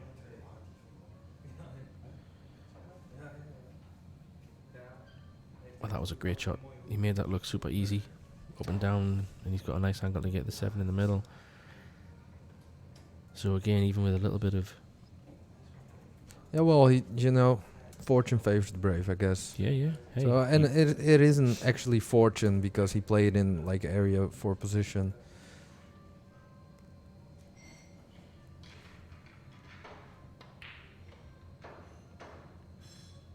yeah, Nick's looking very good. Rock solid. Yeah, it took the words out of my mouth. I think he's just seeing everything in a great way. He's not making anything too difficult. He's breaking well. Yeah, and then he's playing positive. Yeah, and then when you have an opponent, so it's nice when your opponent has the same way, you know, breaking well, also shooting balls, running racks, because then it makes the match super exciting. But on the flip side, yeah, Marc's having a tough time, which is a bit of a shame because I think we all expected this to be a lot closer. And hey, I'm not saying it's over by any means, but the more racks that Knicks keep putting on the board, the harder you can imagine for Marc to come back. You can see there just the way he throws the balls down, a little bit of a frustration. So hey, all he can do is focus on his break and try to run the rack that he gets. That's all he can do, Yeah. nothing more, and hopefully get a chance from Nick's breaks. So, but we are. So, Jaworski pool practice. Hello to you, sir. Nice to see you in the chat. So, guys, please. Oh man, This Nah, is just this is hard. this is not This is also, you know. oh, that might be the only saving grace. Oh, it's going to be tricky to get off. How's your referee skills, Mr. Yeah. Berg? So, how's Marc gonna react to him? You know, getting off a ball. Oh man, this is kind of. It's like a puzzle. This is kind of all just as excited as as him watching shooting the ball. Oh man, I've got to give him 10 out of 10 for that. What an achievement. Oh wow! I would have probably knocked the balls all over the place. He made that look pretty. That was very skillful, Nick. It's Yeah, I quite would have tricky. I would have got a scissors. Exactly. just get another magic rack. Screw that. But yeah, They're playing 500. yeah, You know exactly. what the what the we heck? can get a new magic rack. It's all good. But yeah, so we're live on Facebook, live on YouTube, Orange Forks Productions, courtesy of Jimmy Warren. Free live stream for everybody, which is super amazing. So big thanks to Orange Forks and Plan B and all the players involved. This is a fantastic setup, especially for not having that much pool going on over the last months for the obvious reasons with pandemics and crazy stuff going on around the world. But it's nice to see guys back on the table. If you're liking the stream, please give it a share. Give Orange Forks a like on Facebook, YouTube, whatever social platforms you enjoy the most, and appreciate everybody in the chat. And if you really appreciate the work from Jimmy and Orange Forks and everything that comes with it, then please help out with the donation, either through PayPal, through Facebook if you like, or if you haven't got PayPal, then a little click on YouTube. You can do what's called a super chat. In the bottom right you can see a little $sign, just 2 clicks, just like buying an app on the App Store or Google Play, and you can donate any amount that you feel would be suitable for the services. So all is welcome, and thanks so much for everyone who's donated so far.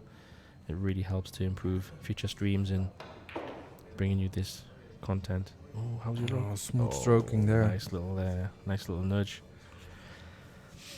Yeah. So on an older cloth, you could play this with inside, with left and English. But it won't take. So But that's why he's looking yeah. the other way. So Graham taking a zip of his cola. Oh, what a bounce. Again, like the It's a ping. It pings with a little bit of side.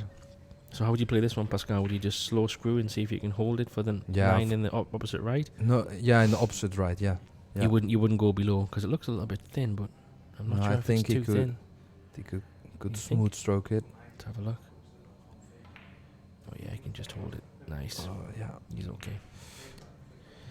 So again, another scratch and another run. It feels like it's just everything that could go wrong is going wrong, and everything that could go right for Nick is going right. So Yeah. it's, yeah, I mean, this is, Kind of feels like impossible for Mark to get back from this deficit, but hey, who am I? So, Jaworski in the chat says, "Oh, the message is removed," but he said like, "Hey, if it ain't Dutch, it ain't much." So, but Graham next to me, he ain't much in that case. hey, it's all good. we appreciate the support, and Yeah, nice we to know have you guys we in the know chat, guys. everybody's all cool, and you know, we have quite a European following as well. So we appreciate the understanding for English commentary as well to cater for the masses, let's say. But a nice chill Sunday, watching some great pool. Hopefully you guys also chilling on your Sundays. Would be nice to let us know where you're watching. Are you just in the house? Are you Are you in bed, Are you- watching on your phone, or Oh, what's happened there? Did he foul or? Oh, he just he quit on it a little bit, but yeah. So here for everyone in the chat and who is watching, the score right now is 15-3 to Nick. What's your predictions? Let us know in the chat. Drop what yeah, you think. could there be like, because at some point Mark is gonna feel like, okay, you know what, I got nothing to lose, and maybe let's make the best out of it. I think Or he could go nuts and full tilt. well, I don't think he's that far off, to be honest, Pascal. The last few breaks have been a bit of a slam, and I think he's just trying everything, but it's just not working. And, So here we can see, is he going try to he's pop called it, this? yeah, he's called it. Oh, what a shot he's played Yeah. there. Oh my gosh, that was so difficult. It was quite far away from the rail as well, so he had to hit it very thin. And yeah, Mark will just be sitting there thinking, what is going on right now? Nick is just playing some solid stuff. And his Plan B t-shirt there. Pretty cool. Yeah, it's a nice t-shirt. But this 5 to 7 will be. This is the shot. He needs to make sure he comes over far enough, but not too far enough to snooker himself. So I think he's got a pretty good feel of the table right now. So Yeah, just a little bit. Oh, I thought he was going a little bit further than the middle, but wow, actually this is. over He tried to run get- this. I think in his mind he was thinking, let's just try and get to the black, because then that's where I need to be. But this is, and with the slide on the cushions, this is a bit tricky. This. Yeah, he needs to go around. But- Yeah, exactly. I'm not sure if he can get enough to miss the top pocket and go off the top rail. Could he miss it? Yes, he could. Oh, it's going to come around nice. What a shot he's played there. That's So he's perfect. got a choice. He can just drop it in, play the 9 in the top left, or he could screw it above, but I think he'll drop it in. No, wow, okay. You know what? Nick is feeling good right now, and he's feeling the table and just. Yeah, he's got this table down. Super quick. I think it comes back to your comment earlier about the break. Someone's put hill 100%. Well, I tell you what, if this match goes hill, what a match it will be, I'll tell you. Goodness me. I mean, yeah, what has to happen for that to go hill will be quite remarkable. So, hey, one thing we know in pool, and I think we've said this many years, Pascal, over the years, nothing's impossible in pool, that's for sure. that's Anything that can definitely- happen sometimes seems to happen, but So let's see. How's Mark gonna break? again, This is a the great- break. This is great the white. break. Has he got cluster? Oh. Yeah. You know, maybe let's see. Maybe the Maybe it goes in the top. Right. Not in the middle, but it'll go in the top. Oh wow, he's trying to get his arm going here. So, next shot, see how he... He's not going to try to open them, is he? Nope. he's He's played down below, so he's played a good shot there. I think he might just be okay. It's just the black, I think, is a little bit... Yeah, the black's a bit tricky, Pascal. I'm not sure what he's going to do here. Maybe try and come behind it. maybe do it now. Wow. Oh, he tried. Thought like Look where it's the landed. 7 was. Look where Ah. it's landed as well. I mean, that's just very unlucky.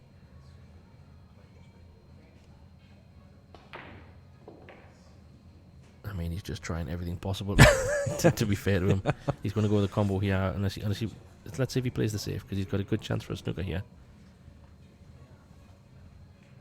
Well, I like that shot. Yeah. I like that shot because it tells me that he's not give up. Otherwise, he would have went for a crazy combo. And I mean, if Nick kicks this in the middle, I mean, he's going to land on the 9. Has he covered the 1 wheel? Oh, he has. He's played that really well. So he can't come 1 wheel and just drop it in. So he's got to go. He has to go to The side rail, yeah, and see where he gets. He's probably going to call top left, I guess.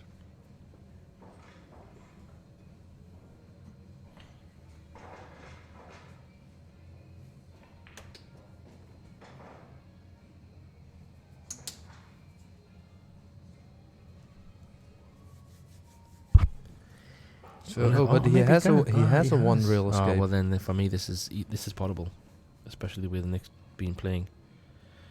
Oh, we've come off quite high.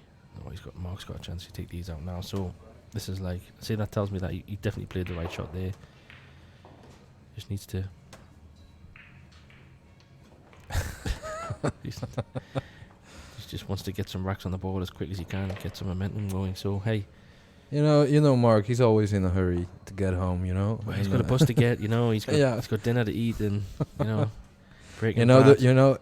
To be fair, like the parking is really expensive here in Amsterdam. So soon I can get there, and whatever he's watching on Netflix. It's a Sunday. Maybe he's into something, but yeah.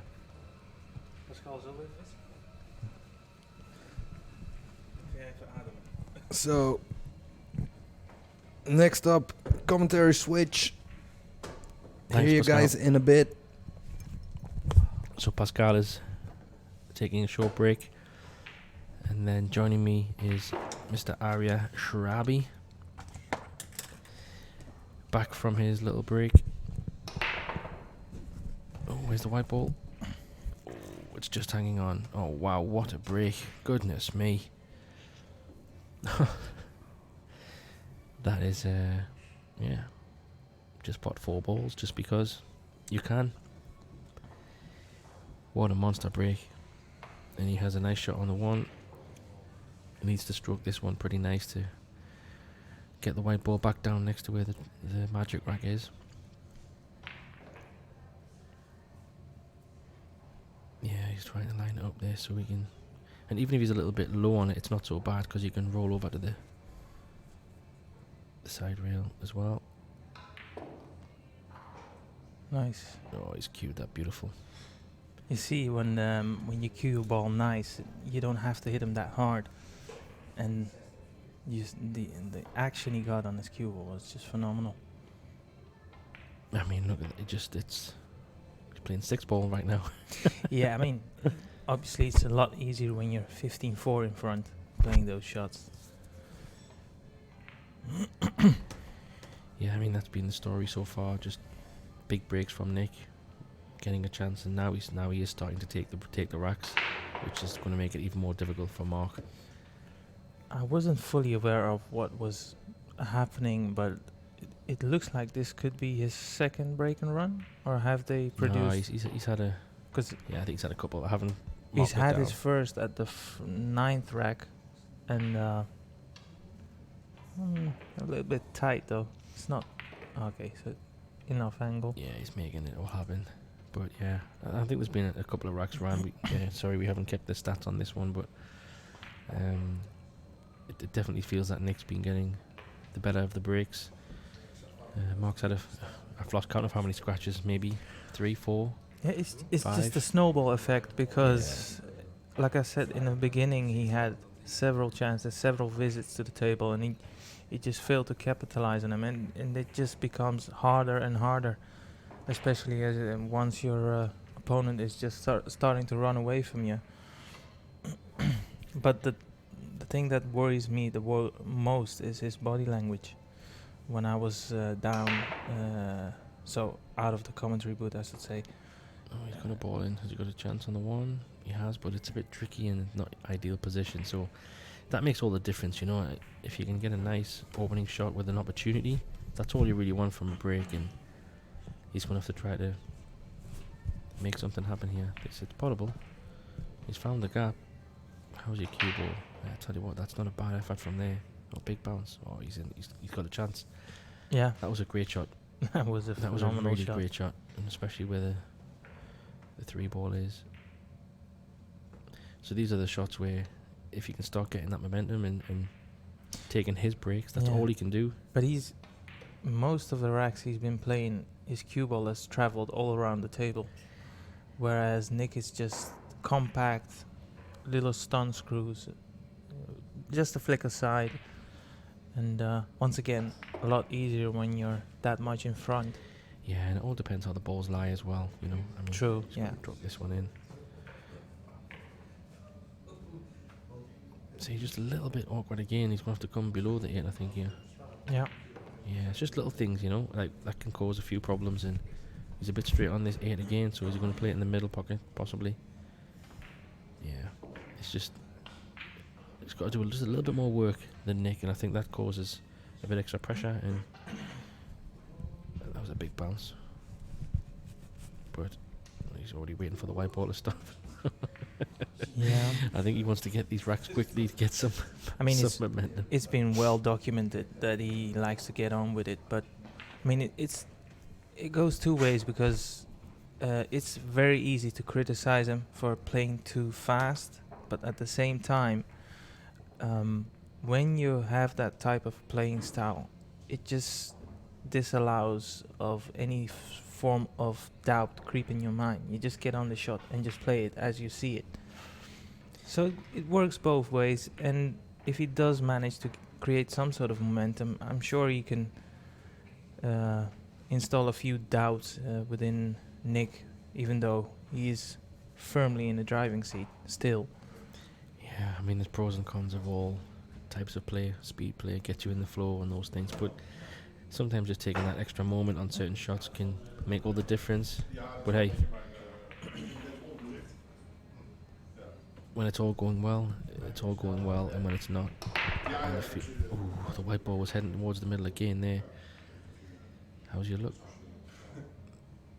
Yeah, see, some nice break again, and I was just saying that earlier, watching from the sides, that he just seems to have, he's got the break a bit dialed in. You know, the one ball's going towards that corner pocket every time. Yeah. If he can keep the white in the centre of the table, he's got a shot, and if he can avoid having the clusters. If you notice on the right side, you've got the black ball and the 5. That's where the clusters seem to have been coming, so he hasn't got a cluster there now, so it's an open table. Yeah, his layout's been much more favourable, for sure. Oh, it's a bit close to cushion. He hasn't played that too great, mind. So he's got a bit of work to do here. Oh, that's not... he might have to play a stop shot here. I don't know. It's hard to tell from this angle, but yeah, he's looking. If he plays the stop shot, then it's thin, but the 7's there waiting, so he doesn't have to do anything. Yeah, and super crazy. He hasn't got enough angle to screw it off the long reel. And he doesn't want to screw back where he is because that's far too far to play. I think he'll just play a little bit of a slow draw and give it like 3-4 inches. 7 is comfortable enough to send the cue ball up and down by putting this thin. So he did have 5. a little bit of angle, so he had to stop it. Yeah, so now this is missable. Nick's been playing obviously super well so far, so you definitely fancy him to pot it. He's played a few thin cuts as well, and he's got them. So I think he's and I feeling like good. And I like the pace he plays him. He plays him at some the pace how's your that luck? doesn't get a kick. Oh, he's on it, but he's perfectly straight. I can right yeah, behind it. that's not too good for him. And he's got to come back for the 9. So this is he's under a bit of pressure on these couple of shots. Yeah, so you know what you have to play. You really need to compose yourself and just dedicate on the shot. Play a good pace, leave it around there, and then you have to play another good shot. Then the wreck is at your mercy. So this is all about just queuing. Doesn't need to slam it, just a nice... The table's playing fast enough as well, so if you can just stroke this nice, pull it back a little bit. Didn't come back as much, but... So now this shot becomes a bit harder because The you're new queuing cloth. off the rail. And it's a new cloth, so the side, he's going to probably come 2 rails, right? So he wants to come above the middle pocket on the left side. Yeah, it's gonna go to the first diamond of the top middle pocket and then cross. Back over. But the cushions have been very bouncy, so this is a one that could end up in the middle of the table, the white ball, if he hits it too hard or too soft. Lining up the shot. Let's Interesting fact though, I was chatting with him yesterday and we were just trying to get some information about his career highlights, and he went about his most painful defeats, one of them being in the World Cup of Pool, where they had this tight match against Appleton and Boyce. And Oh, he's played that absolutely brilliant. rather as a joke, he said, "Yeah, back then I didn't know how to aim." And I told him, "I'll tell you what though, you've had a great career without knowing how to aim." Yeah, I wouldn't... Oh, hello. Yeah. Ooh. Oh, look at that. Couldn't have picked it up better with his hand. Yeah. That was a good finish though. The balls were there, but he had to make a few good shots, and especially that 8 ball was pretty good. Never pours when it rains, does it? Yeah, exactly. I think what we're going to see here in this break from Marc is a very powerful one. He's going to try and break the white ball. And we all know that Marc, for those who do know Marc, is an unbelievable power on the break. So let's see how this works out. No, he took a pace off. Huge pace off it. Has he got the 1? Oh, he has put no shot, so... Yeah, I think was he trying to take a bit of a copy of Nick's break to try and get the 1 towards the, the corner, but that's also a sign of maturity, because when something is not entirely working, you really need to switch it up. Otherwise, there's no point. I mean, this is going only one direction, so he really needs to find something out of somewhere.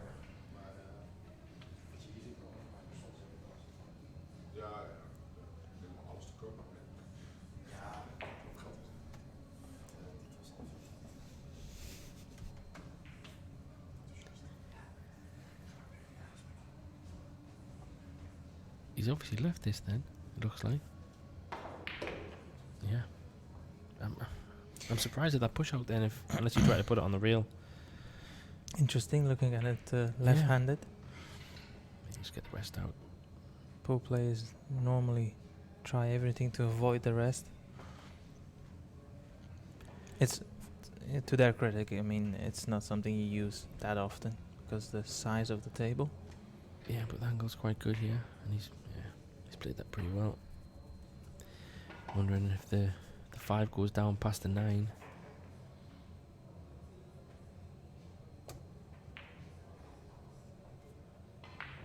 Maybe. Yeah, it's hard to see from there, though. He's played it, so he's played that angle. If you look at this picture, you'd say it does pass the 9. Looks tight for sure.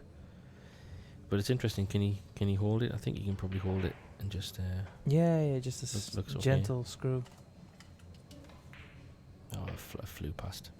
So again, yeah, that push out was a little bit interesting. I mean, if it went, then I'm surprised he left him in that way, because Nick's just been making stuff happen. So interesting fact. It's been a while ago, but I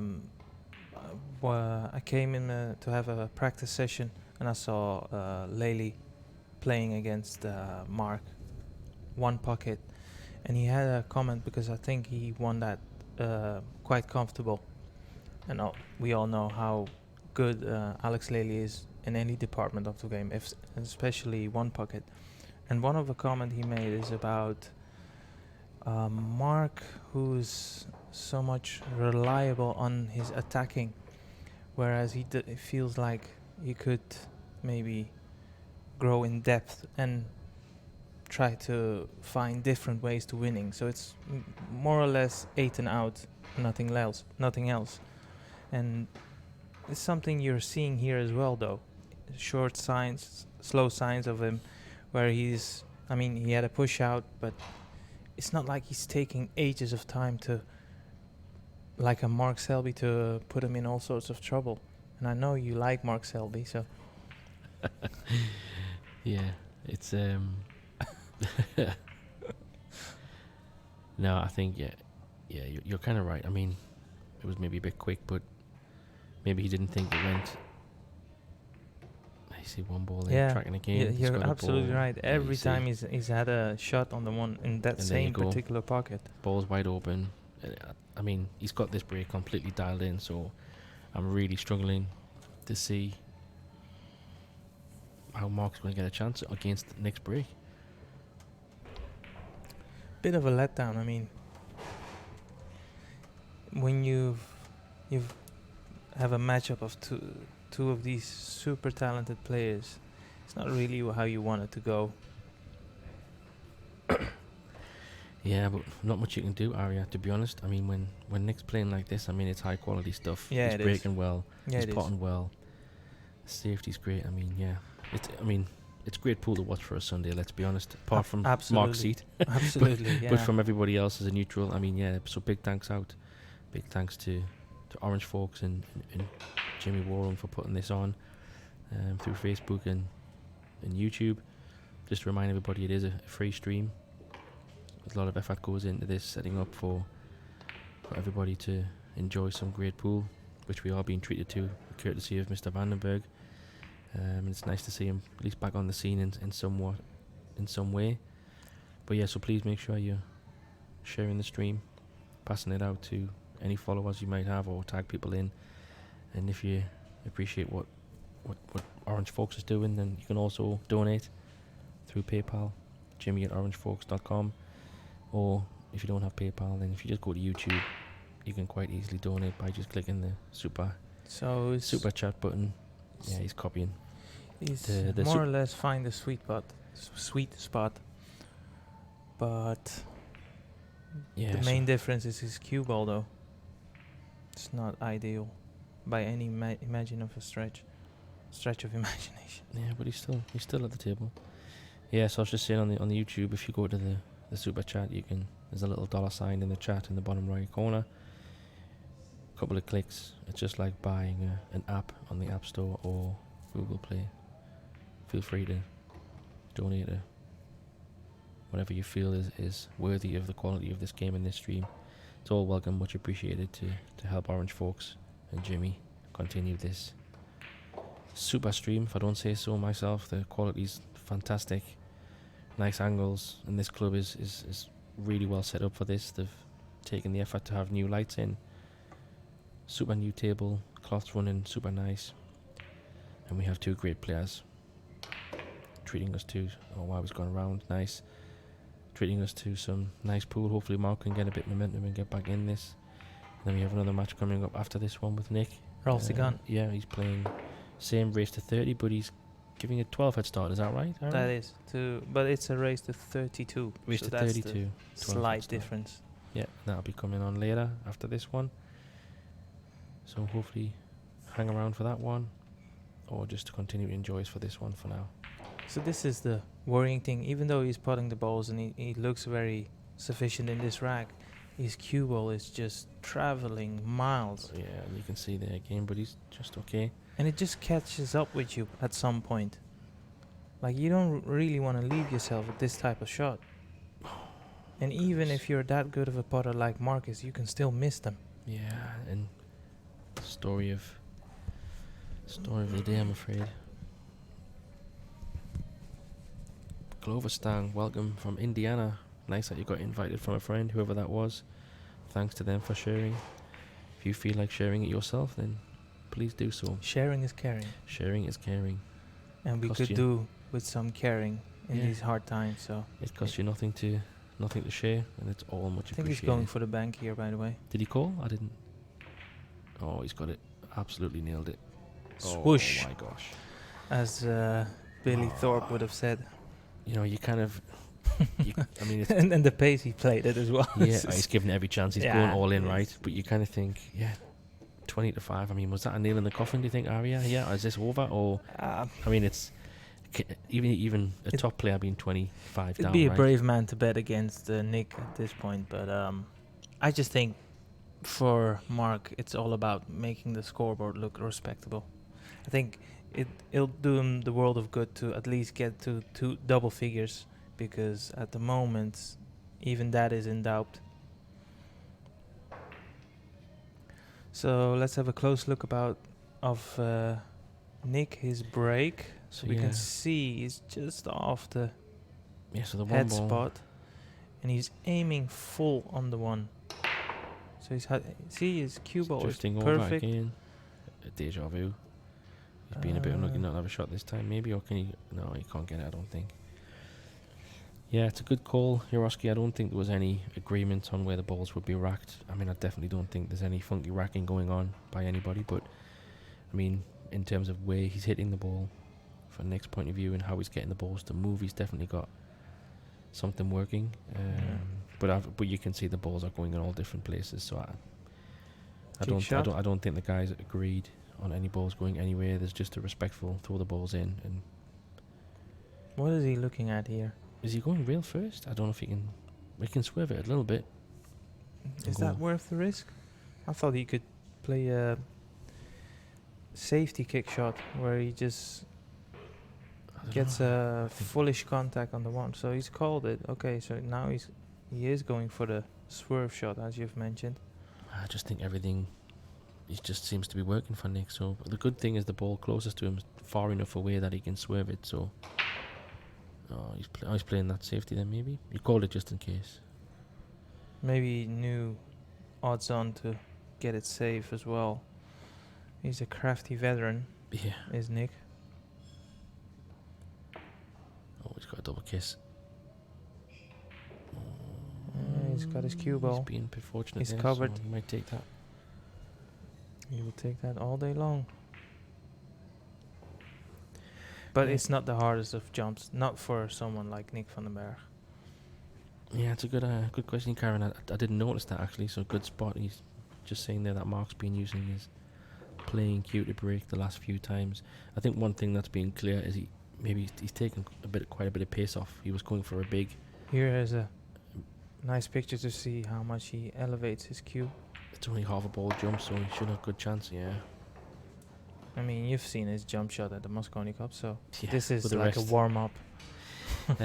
Yeah, so with his playing cue, I think he's just maybe trying to get a bit more control, or he's not putting as much crazy pace in, so he feels it's a bit more, control with his playing cue potentially. Yeah, maybe he's just trying anything to try and get something working. I didn't notice if Nick was using his playing cue to break. I don't think he was, right? I think he was using No, his he's break using cue, so the sponsored by Predator Cues, by the way. Big shout out to them, and the lighting as well. And we've mentioned this before. You can't see it in the screens, but it's the best thing I've ever seen by a stretch. I mean, it's kind of like amazing. if you imagine like the shape of the table in a rectangle. That's pretty much what it is. It's like a rectangle light. It's very cool. Yeah, sorry we can't get a picture of that, but Makes you think what would Phil Yates would have said about this.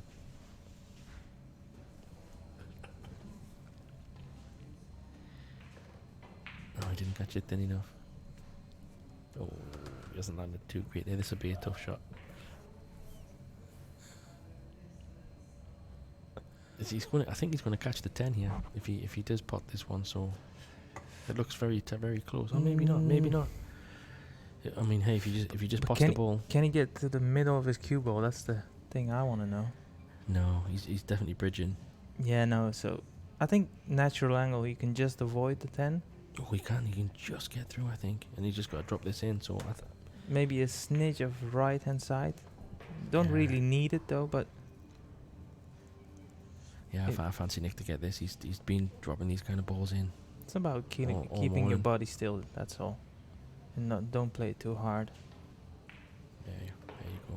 Big bounce again, but is he going to be hampered again? Nah, he's got a straightforward shot. Yeah, he's perfect.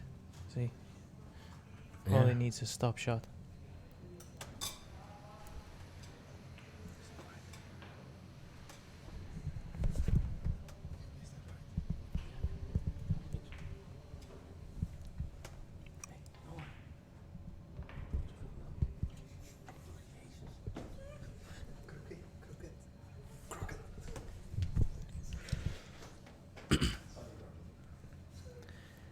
Going around the back of the 8.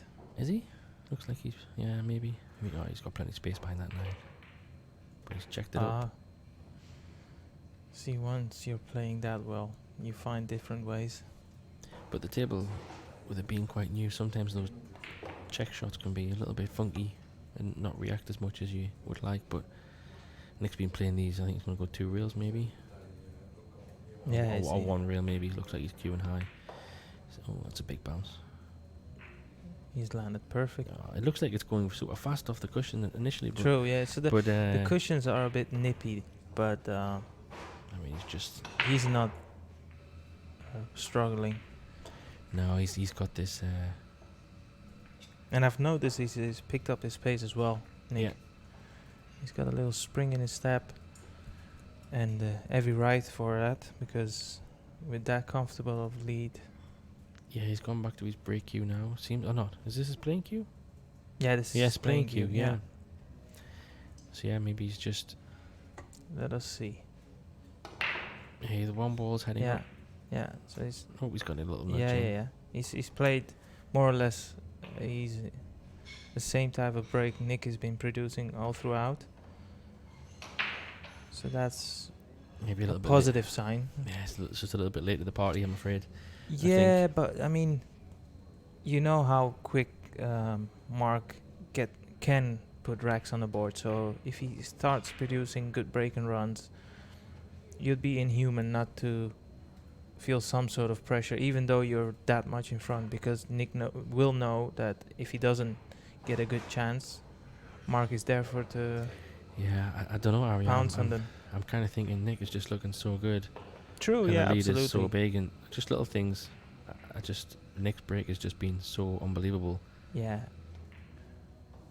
Look, I'm not saying he's gonna win this match without Nick is massive favorite, but at least maybe he can just show his skills a bit. I made that look very easy. That was not easy at all. He's played a great shot there. All things considered.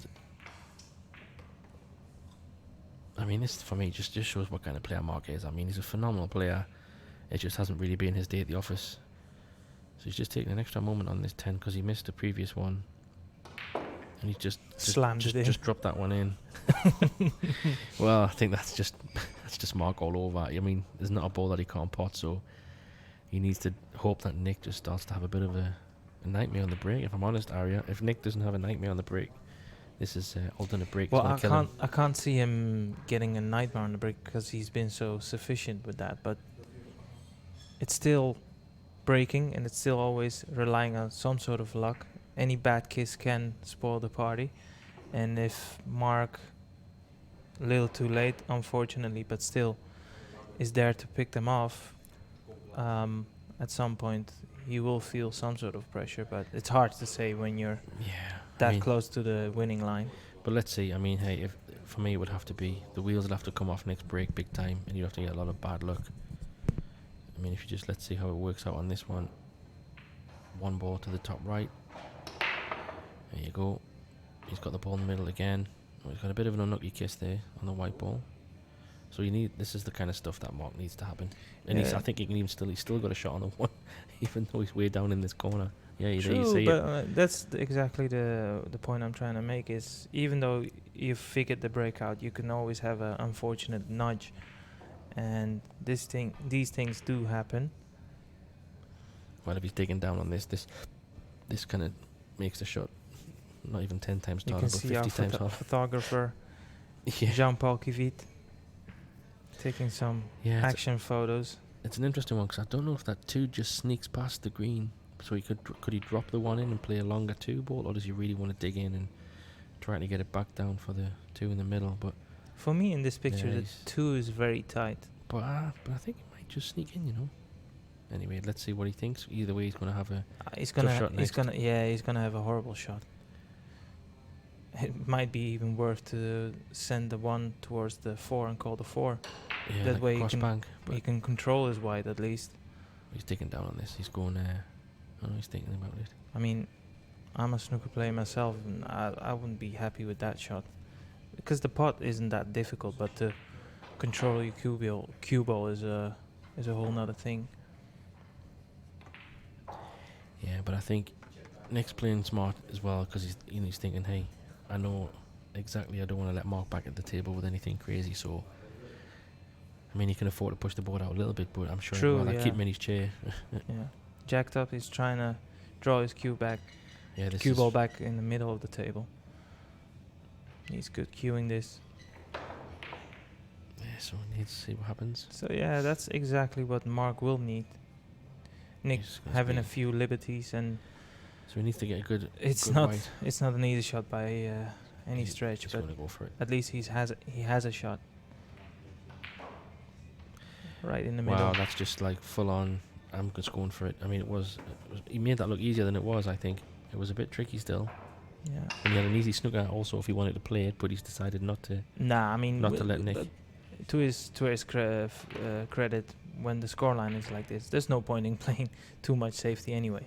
Might as well just go for it and play the game you prefer, the style of game, I should say. Is he gonna hit this? Oh, he hasn't. It's just a bit hampered queuing.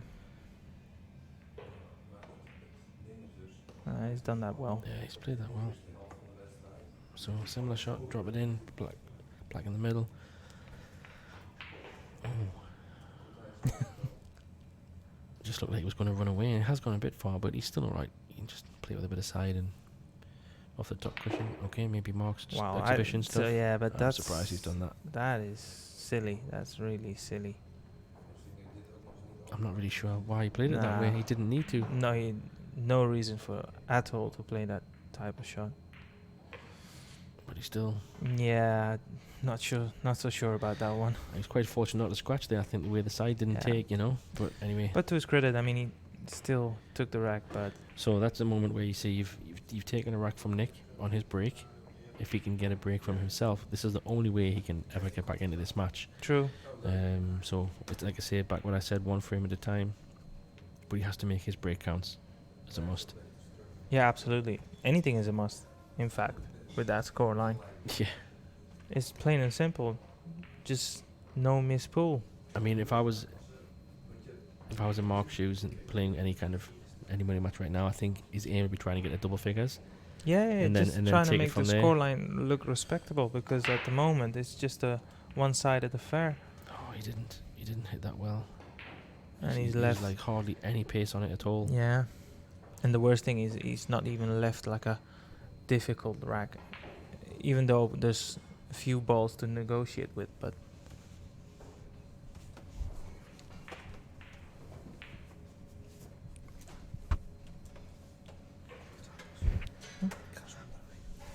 Let's see.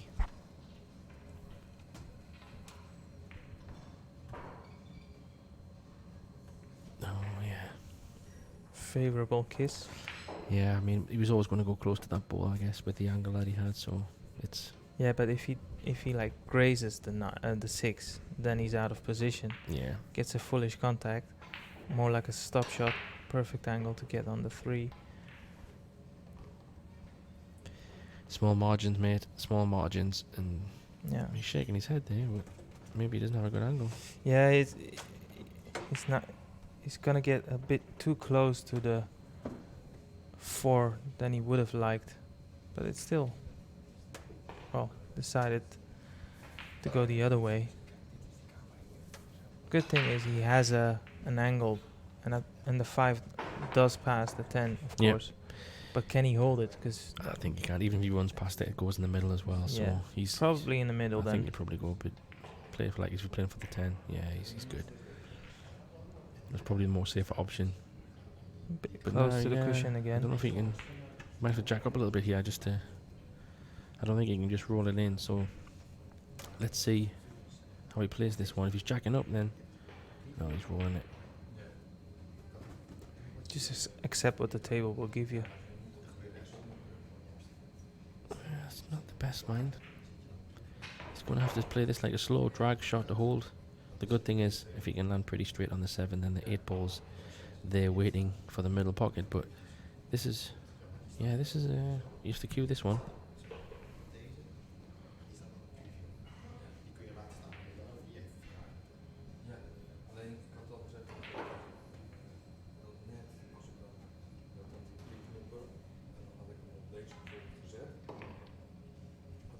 He's gone a little bit further, I think, but let's have a look.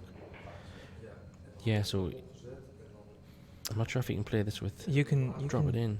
Yeah, you could drop it in. There's different ways of playing it. You can even draw it in, maybe almost like go towards the 9 with your cue ball. You always have a shot He's at. playing the gap, isn't he? That's what he's playing. Yeah, he's playing the gap. Yeah. He was always guaranteed a shot that way. I think it was a smart shot.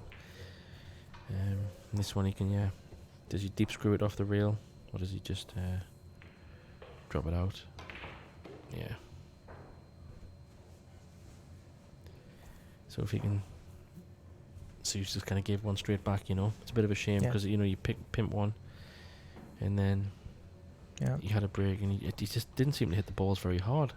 Like he tried to maybe just control break, True. It's a little bit short on this, but he's still alright. Okay, his extension on the bottom of his cue maybe. Unless he can just stretch and reach it. Yeah, he doesn't need it by the looks of it. Just working out the putting angle.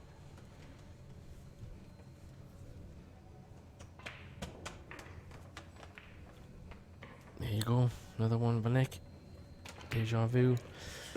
Right, Just Arya? 7 racks away of the winning line. Yeah, man. Yeah, is what it is one-way traffic, I'm afraid. But I'm going to step out. Thanks for the chat. I'll let Arya jump in, and I'll probably be back later. I'm already here. You mean Pascal? Sorry, I'll let Pascal jump back in, and I'll be back. Cheers. Cheers, man. So that was Graham Hickman. Back in the booth. Wasabi. So, I've been watching the match from next to you guys, and this is one heck of a job for Mark. And you could say it's undoable. Nothing is undoable, but he won't have the utter belief that he's gonna win this match. I think, as we've said before in the booth with Graham just before, his main objective is to make the scoreline look respectable. He should really get to double figures, because it's quite embarrassing to lose. Even though Nick is a phenomenal player, Mark is good enough to beat anyone on his day.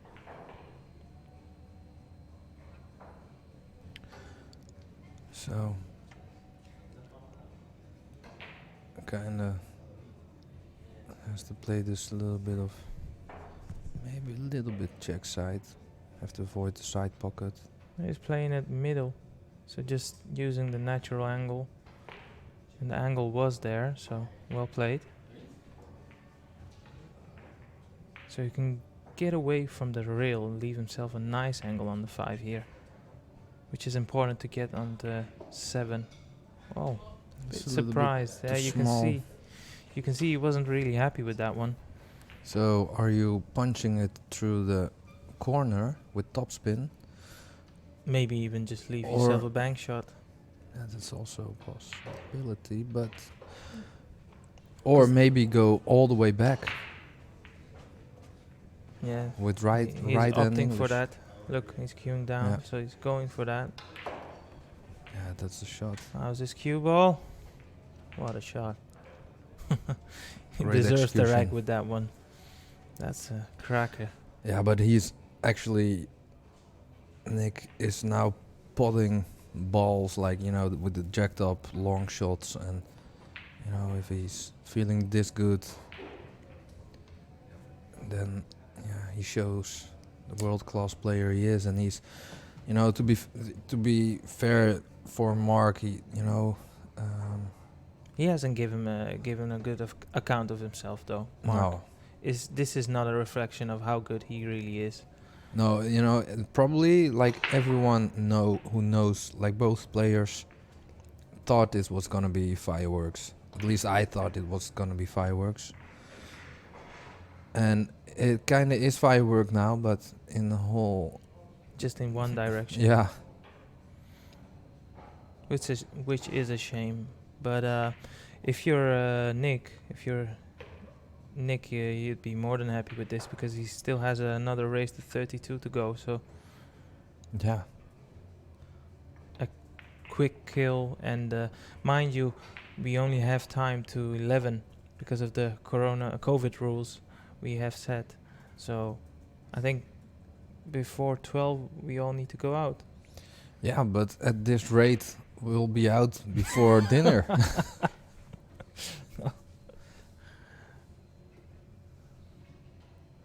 So, but we'll have to see. Kind of feel like if there is a small chance, and of course there always is. Now his cue ball is right on the head spot, so then I think he's going for the power break again. Also, yeah, so his break cue is now in his hand. Yeah, it's just not working out for him. Simply just isn't his day. Oh, you sometimes have that. It's the only thing. It's hard when it's not your day, when there's money on the line.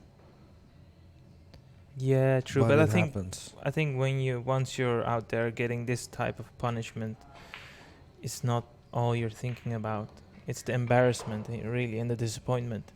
Yeah, I'm pretty sure he's not worrying about the money, but for sure, being a bit angry at himself about the level of playing.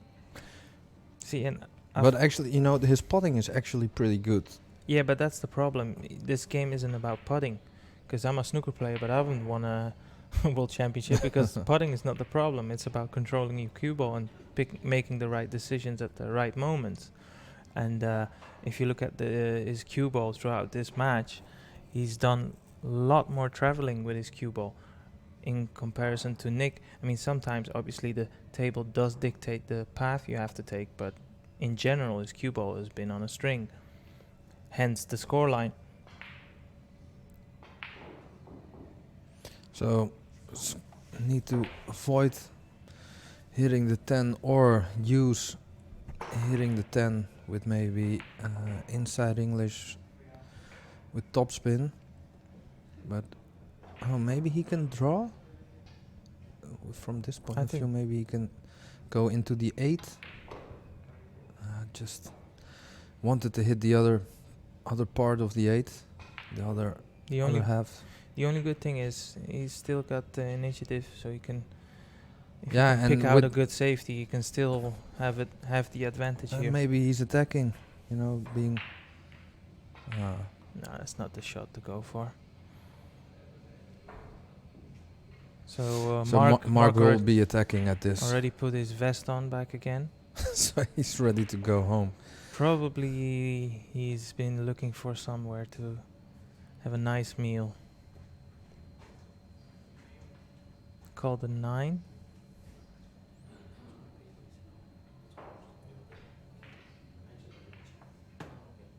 Okay. Just to be sure, call the 9, but played the safety with not. Didn't get the cover though. Success. No. And the worst thing about it is left a natural angle to get for Nick just to pot this 6. Doesn't have to worry about his cue ball because he will automatically land for the 7 in the middle. It's just all going downhill, unfortunately for Mark.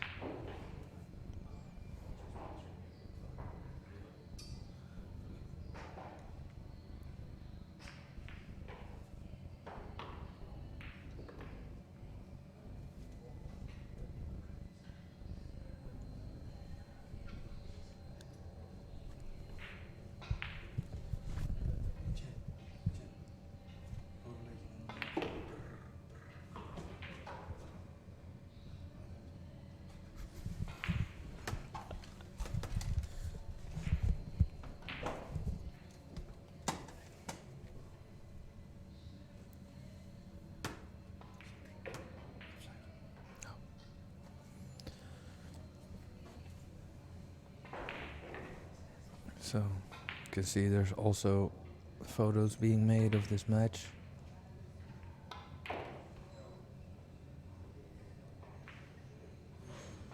Comfortable enough.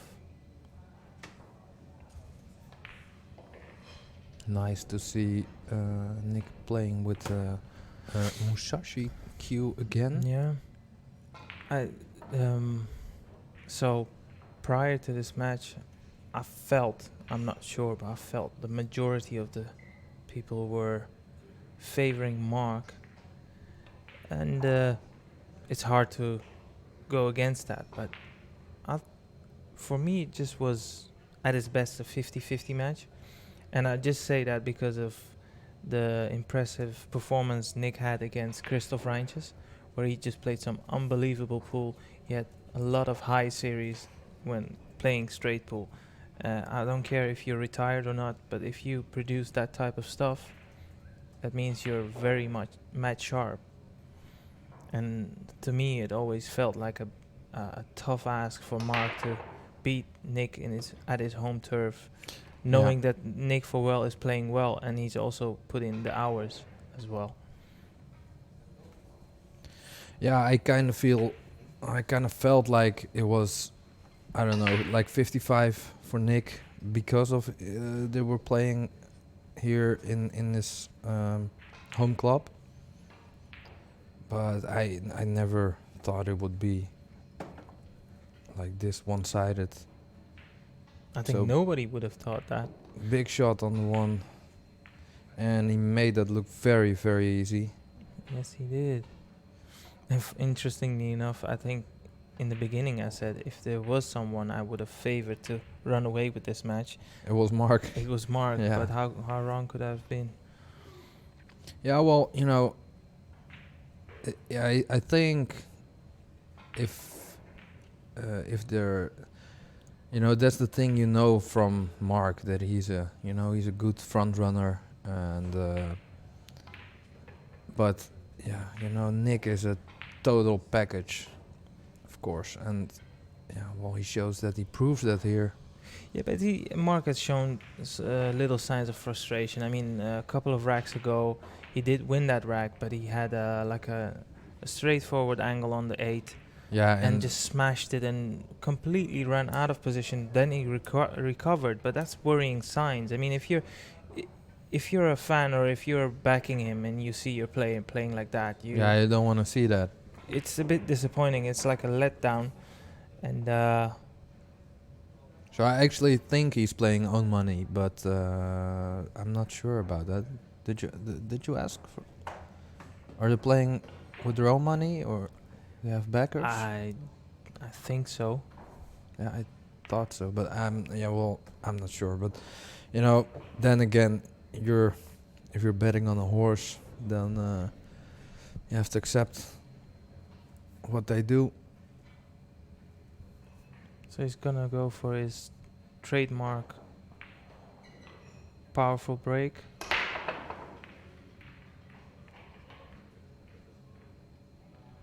Wow. Yeah, I thought the 6 was gonna drop for sure, but you no know, luck there. the thing, Nick is breaking so effectively. So I would think Mark would imitate that break. Well, he did for several type of racks, but yeah, something inside him decided that, you know what, I'm just gonna play my type of pool, and every credit to him, because once the score line is like this, there's no point in trying to overcomplicate things. No, you have to just, you know what, at this point you have to just try and, you know, enjoy playing for in how far that's possible. But a lot of times when you're in this state of mind, then if you're even when you're lucky, it kind of feels like oh man, I got lucky, like bummer, because I got lucky because I'm not, you know, playing good enough, and then I messed up. So it's I think the trick is to Never miss. no, yeah, well, never miss, play no miss pool, but to accept that it is what it is. And I think in that state of mind, that's the only state of mind, you're gonna have a small chance of getting something back and be happy when you're getting something. But that's really hard when you're... I'll tell you one thing, Pascal. All throughout this match, whenever Nick had to cross over from the long distance, so long rail, like his cue ball has been perfect. Every single time he's tried to play that side sort of shot. Yeah. Yeah, Nick has real good feel for the table. Except for this shot. Yeah. So it's going up and down. Mhm.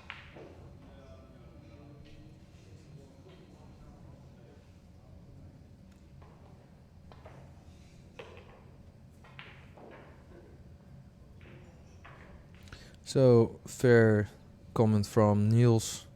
About a little bit too much talk about Mark, he said, while Nick is playing really good. And, you know, that's true. I think as a... Hold on. Oh, wow. Hold on. Oh, man, did I seriously just jinx that? So, but I think you always tend to go to the underdog, or, you know, that's... Talk about... I mean, I understand his point of view and fair comment, but with all due respect, Mark has had so many opportunities, and if we are maybe a bit too critical, it's because we rate him so high, and anyone who knows Mark knows he's a lot better than he's showing now. So, yeah, you're right. Nick has been playing good, but it's also due to Mark because he had a lot of visits to the table, to say at least. Yeah, the thing is, we thought it was, you know, still would be maybe Nick who was gonna run away with it, but maybe in other kind of manner. Once again, favorable break, a good easy pot on the one. Table, first Yeah. glance, no real problems. Small angle.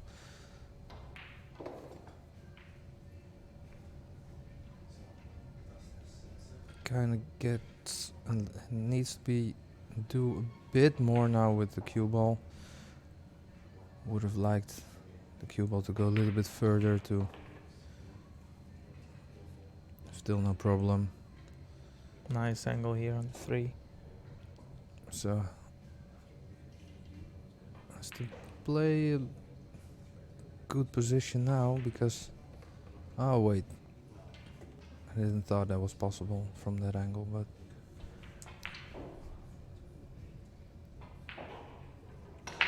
So 3 rails for the 5 in the other. No. Just in the middle. A funny bounce on the cushion there. Yeah, he wanted to leave it for the... These are tough shots, especially once you...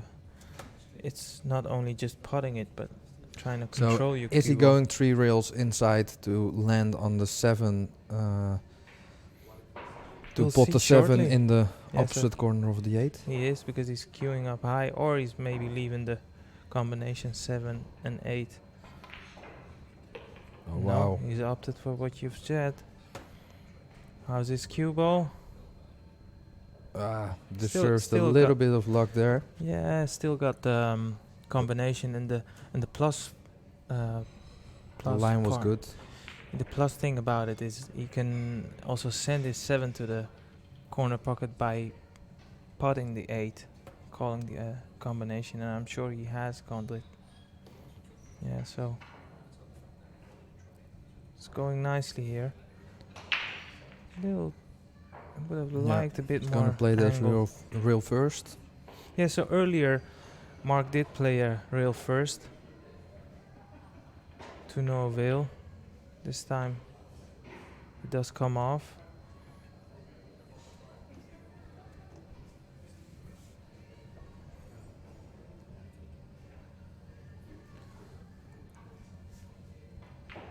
Is the scoreline correct? I thought it was 27.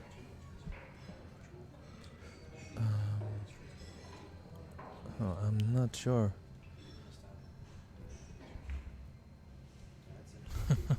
Stood up a bit too early there, but no problem. Right in the heart of the pocket.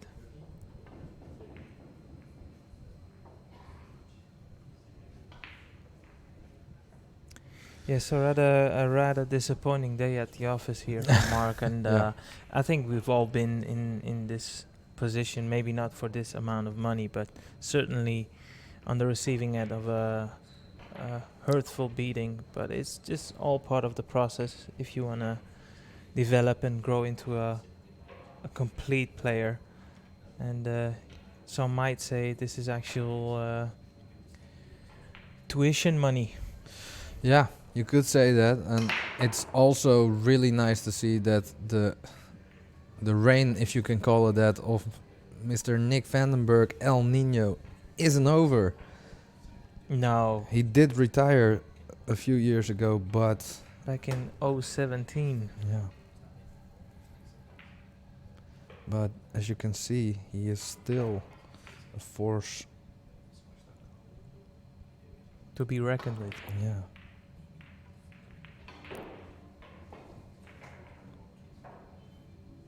Yeah, a lot of movement in the balls to no avail, unfortunately. You know, it is when you see your opponent, you know, being, I don't know, not giving up maybe, but you know, playing loose and just, you know, trying to make something happen.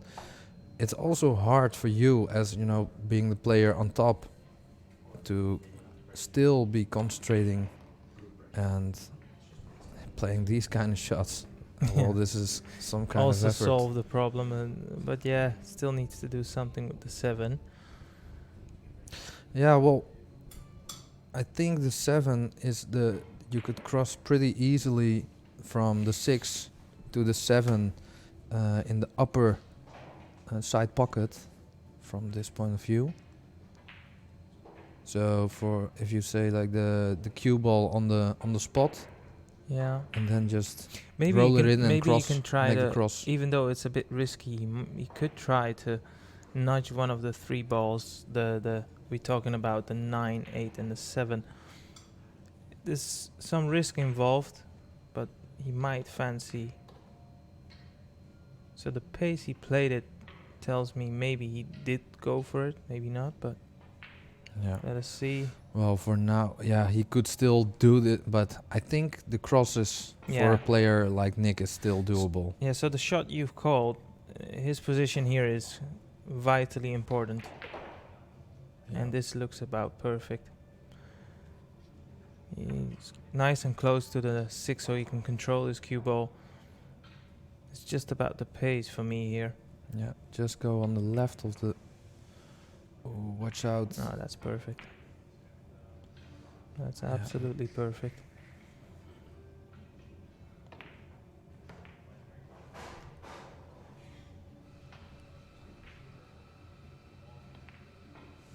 Yeah, it's hard to see a way back. So, but if it you was were a bookie, what kind of odds, odds would you give someone betting Mark?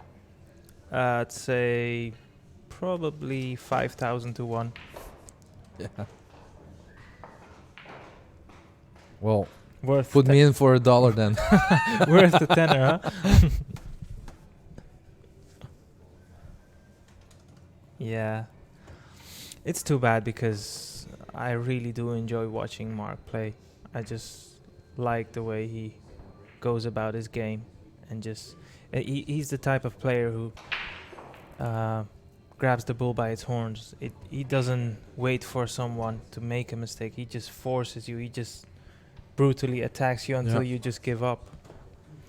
But you know, So on the is Nick. yeah, and on the other hand, it's really nice to see Nick in this kind of shape again, and you know, there. Man, what a break! 10 ball turned into 6 ball. There aren't a lot of people with a smooth stroke like he has. I'll tell you a cheeky shot here. Like a Mosconi super shot jump. He's not going for that. Nobody in their right mind would go for that. So, but Mark, he's hoping, I guess, Mark taking on the combination. But Mark is, is still. He's on crack on, mate. Yeah, good luck. Yeah. So yeah, it's interesting situation here because safety is definitely coming up, and he's Yeah, but to opted for the. find cover was really hard. Mark will go for the bank here. For the double bank. Perhaps for the position of his cue ball then. Oh wow. Great shot. Just gets down and Oh man. Still, no you know, hesitation at all. he's giving the viewers some good stuff to watch. Oh man. It's and Yeah. despite that little miss there, but it's one of the reasons why he's such a phenomenal player to watch, a fun player to watch. Mark, he just the type of game he plays is also like some form of innocence, like Yeah, just I know what you all mean. attack, no fear at all. You know, and that's why I think, you know, we made the nickname the Beast from the East, and you know, his nickname being the Beast. I think that's also like really suitable for his type of play, because he can just beast out of. He can be very intimidating for sure.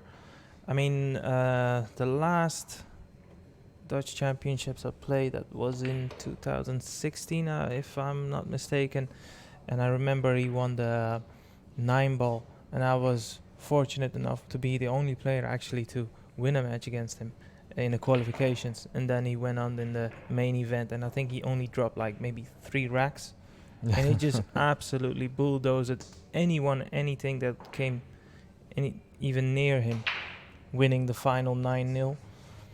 He's just like, if you had to make a perfect example of someone intimidating, he would be up there. Well, you know, and the fun thing is like how he's really intimidating, or he can be when you play him, but he's actually a really, really nice guy, and he's super nice to talk with, and he's always super respectful, and you know, same goes for Nick. They're both like super nice guys to be around with, and you know, they're on the table, they're really nice, but off the table as well. So I'll have you guess this one. How many runouts you think Nick has produced in this Oh race, wow. which isn't over just yet, but I think he's at 8. higher. He's produced 10. Oh man. That's 1/3 of the match. Interesting comment. Or Like, 1/3 of his breaks. I'm just looking at the chat, and I'm not sure if I can pronounce this name correctly, but Vagelis Stefanopoulos, he's gone. Wow, that was the best shot of the match, and then the worst one. Yeah, that's it's been the story of this match for Mark, unfortunately. It's been the good and the ugly, but don't be afraid. This man will come back stronger, as he's just too good of a player to let this get to him. And yeah, of course, having 500 euros in your pocket is a lot nicer than to lose 500. But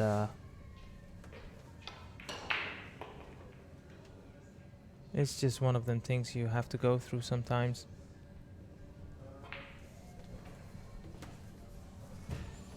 Yeah, fair game for Niels. Commented about we talked a lot about how good Mark normally is, but you know, it's more like an excuse for, you know, for the people that don't know him, I guess. But and because we kind of feel for him. But of course, there is nothing. That's it, guys. We probably could have said a lot more nice words about Nick, but he's playing so solid and all through the match. We could have. It spoke for itself, I guess. His play. Yeah. And on that note, I have to say congratulations to Nick van den Berg.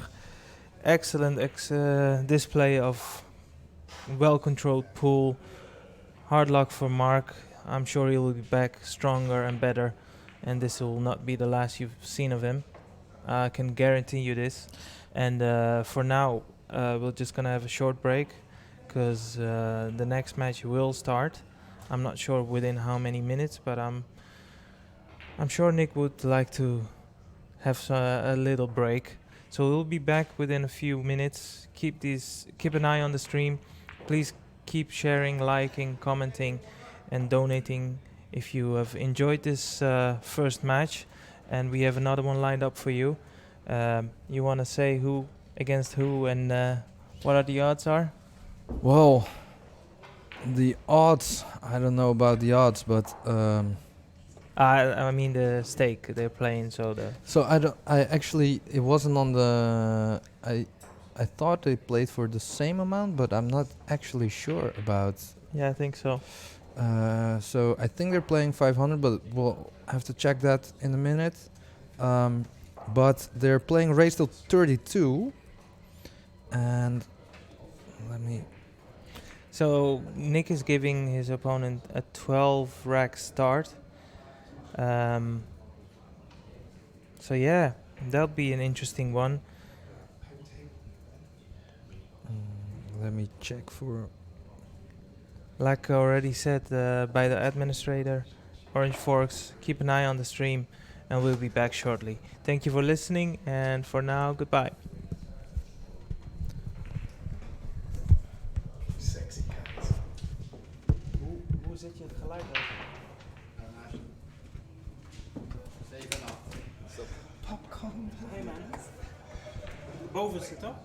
I nearly orgasmed twice on the Oh, on the way. De schuifjes, Oh ja. 7-8.